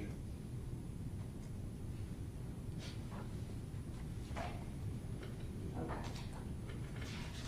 So 3 p.m., or 3:06 p.m., I should say. William's cell phone is seen there. Yes. And that particular cell site location, what is that near? What address is that near? Dedrick Williams' home address of 550 Northwest 17th Street in Pompano Beach.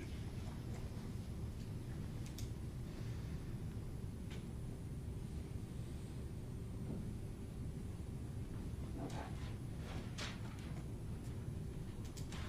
So then let's go to the next time which would be 1911. If I scroll over.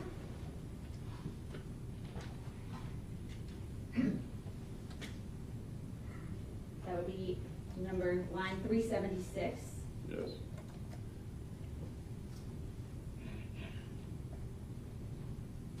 Again, which cell site, tower location, or near location did we see? The same location of the tower, 127 16th Street at Pompano Beach.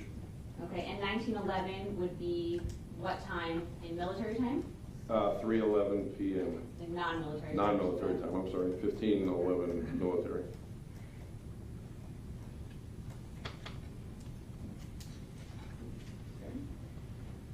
So I wrote down there, 3:11 p.m., Williams phone also at that same cell site location. Yes. All right. Let's now go to 1954, which will be the next line.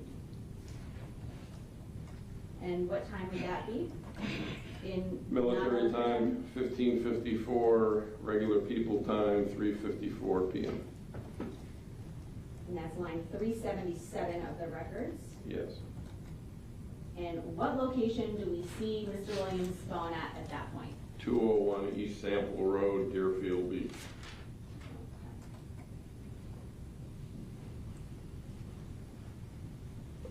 So I'm going to write down that address.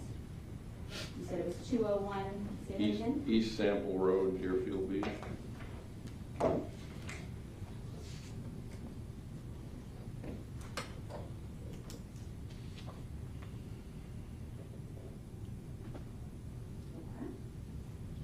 And you said that was 3:54 p.m. Williams phone. Yes. And what location of that cell site is that near? It's the tower near Riva Motorsports.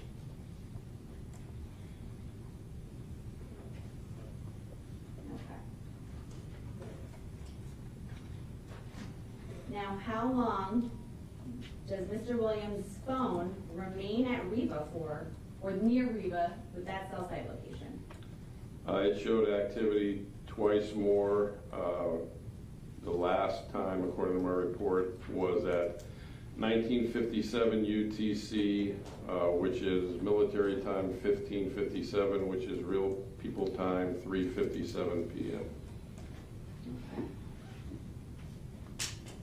And as I scroll down this list here, we can still see 201 East Sample Road as we go down the lines, correct? Yes.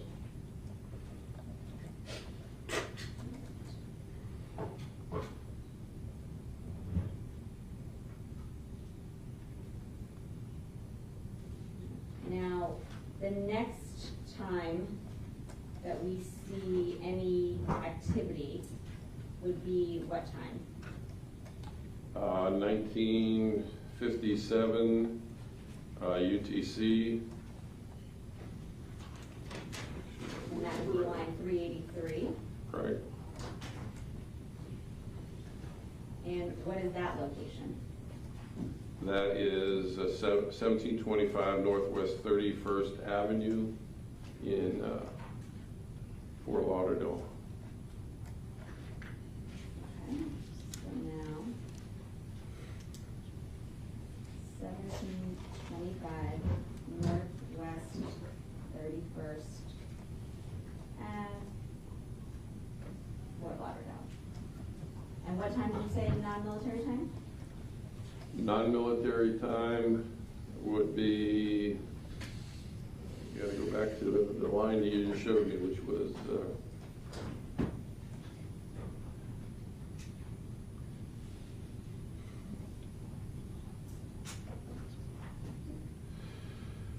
5:57 military time, 3:57 real people time. Oh, no, I'm sorry, that's the wrong, it should be 2036 is what we're looking at. 2036, which would have been 1636 military time, 4:36 regular people time. Okay, so 436, and so that would be line 384? Yes. Okay, and that particular address Is near where? Would you object to the vague as to the term near? Consistent with what address that we know in this case? That's a cell tower near where Robert Allen lives.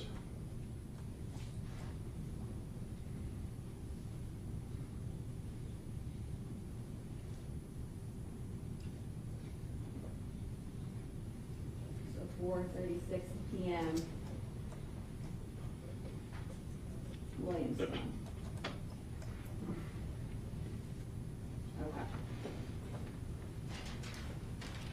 Let's now go to Mr. Newsome's phone.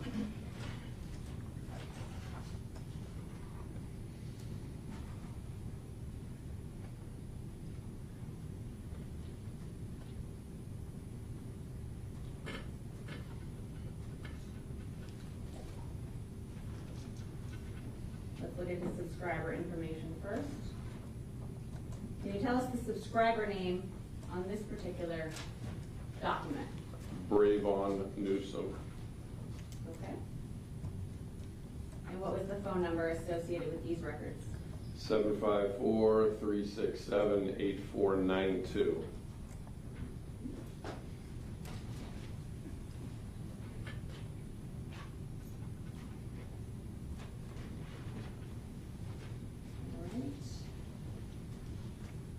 Let's go to the first cell site that you reviewed in your investigation that was relevant to this case, which would be 1755 UTC time. Yes.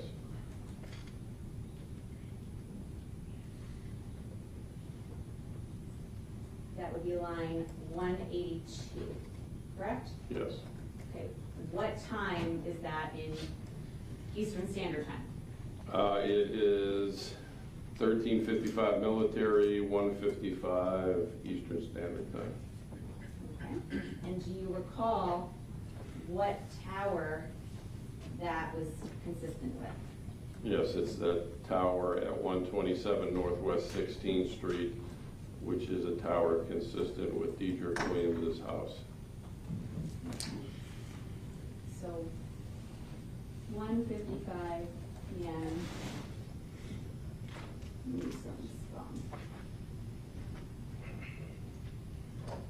All right. Now, was there any activity on this particular device between 1:55 p.m. and approximately 4:02 p.m.? No. Okay. Now, in your training and experience in working with these records, plotting cell sites, can you explain why there might not be activity on a phone?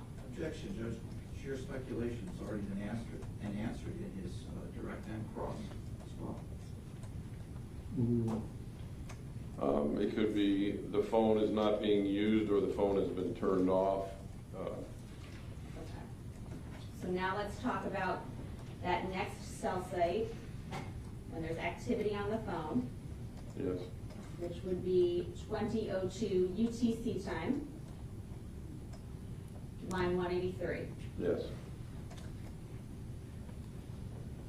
Can you tell us what cell site address it was consistent with? Okay. In my report, I believe it's 111 or 1101 Northwest 5th Street in Pompano. Yep. 1101 Northwest 5th Street in Pompano. Okay. Yes. And then the next cell site, which would be 2003, line 184, in Yes. Mr. Newsome's records. Was there a cell site tower that Mr. Newsome's phone hit off of at that point? Yes, it was the tower close to the tower was located at 1725 Northwest 31st Avenue in Fort Lauderdale, which is the tower close to Robert Allen's house.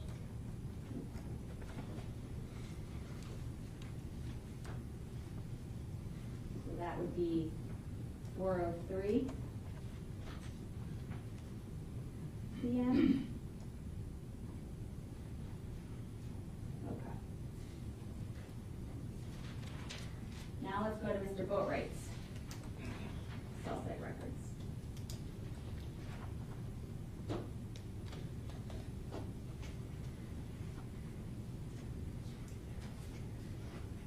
Can you tell me the subscriber name for these particular records? Tammy Walker is the subscriber for that record. And who is Tammy Walker? Mr. Boatwright's mother. All right, and what is the phone number associated with this particular phone? 754-207-1410. Now on to the actual cell sites. Which was the first cell site relevant in your investigation in this case? What time? According to my report, it looks like the one at 1900 UTC. And that would be for June 18th, correct? Yes, ma'am. Line 308. Line 309. 309, sorry. Okay, and can you tell us the cell site location address it was near? I was with 127 Northwest 16th Street in Pompano Beach, Florida, which is a cell tower close to Dedrick Williams' home address. Okay. And so 1900 would be 1500 in Eastern Standard Time, military time. What time is that in non-military time? 3 p.m.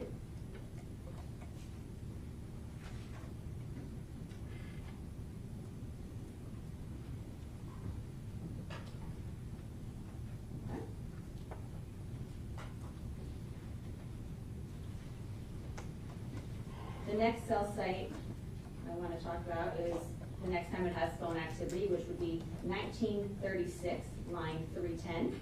Yes.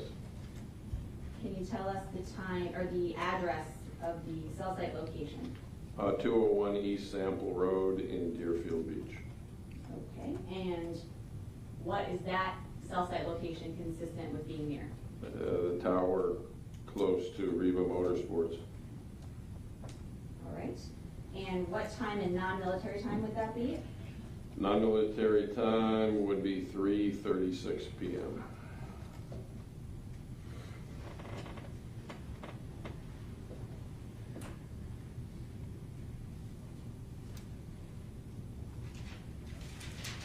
Okay. Now let's talk about specifically with that particular cell site that you received that we're talking about at 1936, who was involved in that particular call? That was Mr. Allen phone communicating with Mr. Boatwright's phone. So was that Mr. Allen's phone calling Mr. Boatwright's phone? Yes. And how long does Mr. Boatwright's phone remain at that same location, which is consistent with being at Reba Motorsports? According to my report, it remains in there until 3:44 p.m.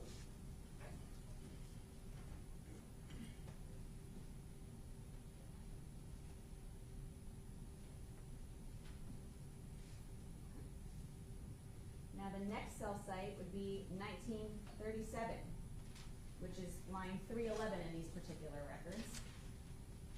Can you tell me, which would be, I guess, 3:37, a minute later after that last cell site we just discussed. Can you tell me, even though you just said that this phone remained until 3:44, does the records indicate that in fact it remained at that cell site location consistent with being at Reba Motorsports? Yes, it did. And who was calling who in that particular cell site location? It's an outgoing call, so it's Mr. Boatwright's phone calling Mr. Allen's phone.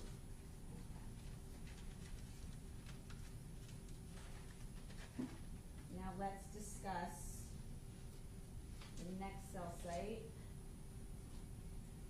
that's relevant to this case, which would be 2009, line 314. Yes. 2009 would be what time in non-military time in Eastern Standard Time? 4:09 p.m. Okay, and what address? It's using a tower at 592 Northeast 42nd Court in Oakland Park. Okay. And then the next cell site would be 2030, is one line down, 315. And can you tell me what address that particular cell site location is consistent with being? It's at 1725 Northwest 31st Avenue in Fort Lauderdale, Florida, the tower close to Robert Allen's home address.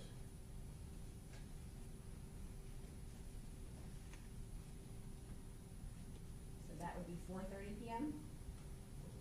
Yes, ma'am.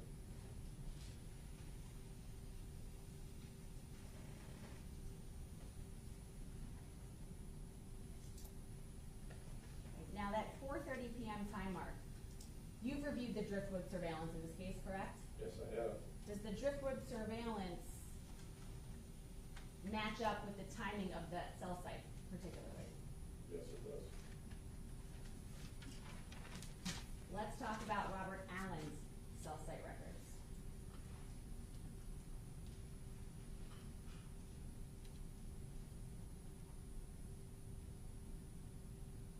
Now, in this particular subscriber information, it's already been testified to that there's no subscriber information because it was a prepaid phone, but can you tell us the phone number associated with this particular account?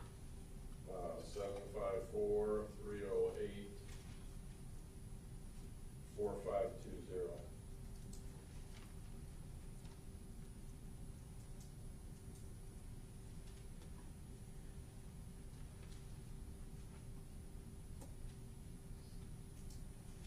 So let's talk about the first cell site relevant to this case, which would be 1903 on 6/18 of 2018.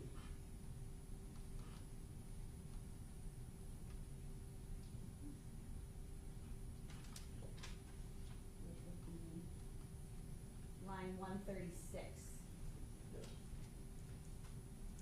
Can you tell us the cell site location address for that particular one? At that time, which is 3:03 p.m., the phone is using a tower at 550 Northwest 17th Street in Pompano Beach. Okay. And then what is that near? Dedrick Williams' home address. And what time would that be? 3:03 p.m. Now, I know you said 550, but is that Dedrick Oh, I'm Williams' sorry. actual address? That's his home address. The tower is actually 127 Northwest 16th Street. I'm sorry. Okay. So at 3:03 p.m., Allen's phone is seen at that same 127 Northwest 16th Street in Pompano Beach, which is consistent with being a Dedrick Williams home? Yes. The next cell site I want to talk about would be the next line down, 137, which is 1936-04. Yes. Can you tell us about that particular call? At that call, which is 3:36 p.m., Allen's cell phone is utilizing the tower at 201 East Sample Road in Deerfield Beach, which is a tower close to Riva Motorsports. Okay, and now, who was Mr. Allen calling in that particular call? Again, those are the calls to Mr. Boatwright's phone. All right, so consistent with Mr. Boatwright's records, these are Mr. Allen's records showing that same call? Yes.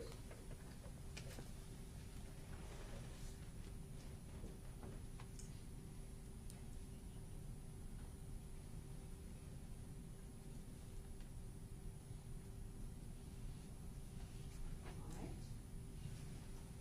The next cell site I want to talk about would be 1937, line 138. Is that call also consistent with Mr. Boatwright calling Mr. Allen, like we saw in Mr. Boatwright's records? Yeah, you see, it's an incoming call, and it's at the same location of Riva Motorsports for the tower close to Riva Motorsports. And then the next cell site would be 2226. No, I think you actually have one between. You have a 2010, I believe. 2010, I'm sorry, let me go back.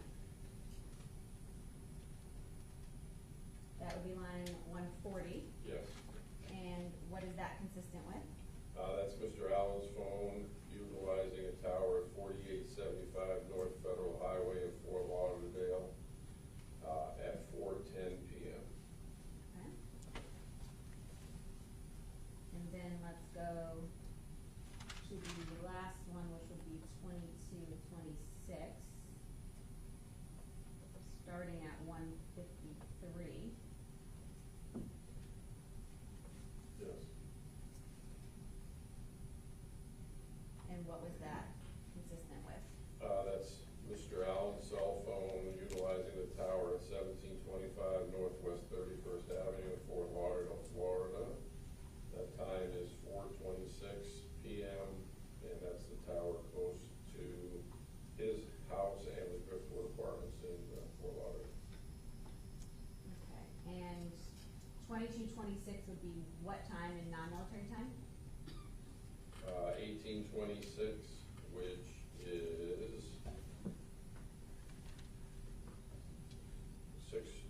4:26. 1826. I'm gonna have to do the math right now. Yes, please do the math. It's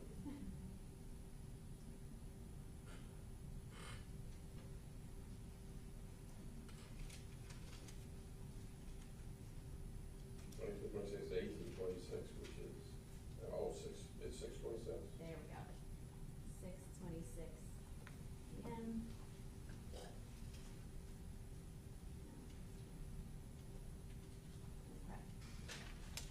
Now, just want to double check something.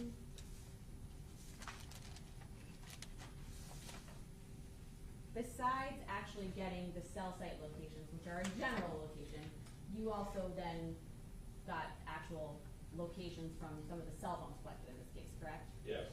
Okay, and you previously testified to some of those. Yes. May I have a moment, Your Honor? I have no further questions for this witness, Your Honor. Thank you.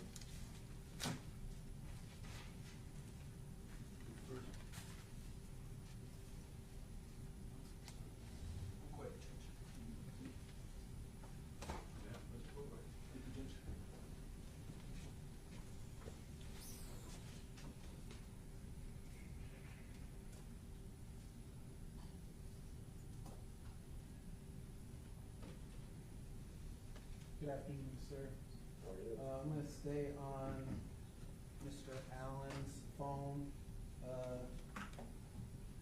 We're still looking at the data from Mr. Allen's phone, correct? Here, I can. Yeah, I just have to be able to focus a second. Yes? Sure.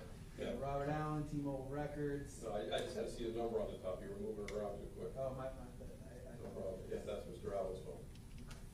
and you testified about this call 138. Small. He also received, Mr. Allen received a call at 3:41 p.m., correct? In line 139? Yes. All right. And that call was lasted 90 seconds, correct? And we see that in column C here? Yes. And that call came from a phone number 754-245-1737, correct? Yes. All right, we see that in here. So just to be clear, so this is the call, line 138, well, I should say 137 and 138. These are the two calls which you indicate were calls that came from and received by a phone that you later attributed to Michael Boatwright, correct? Yes.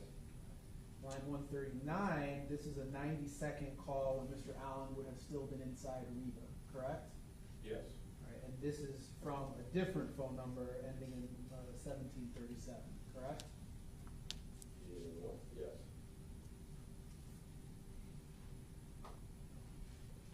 Nothing further?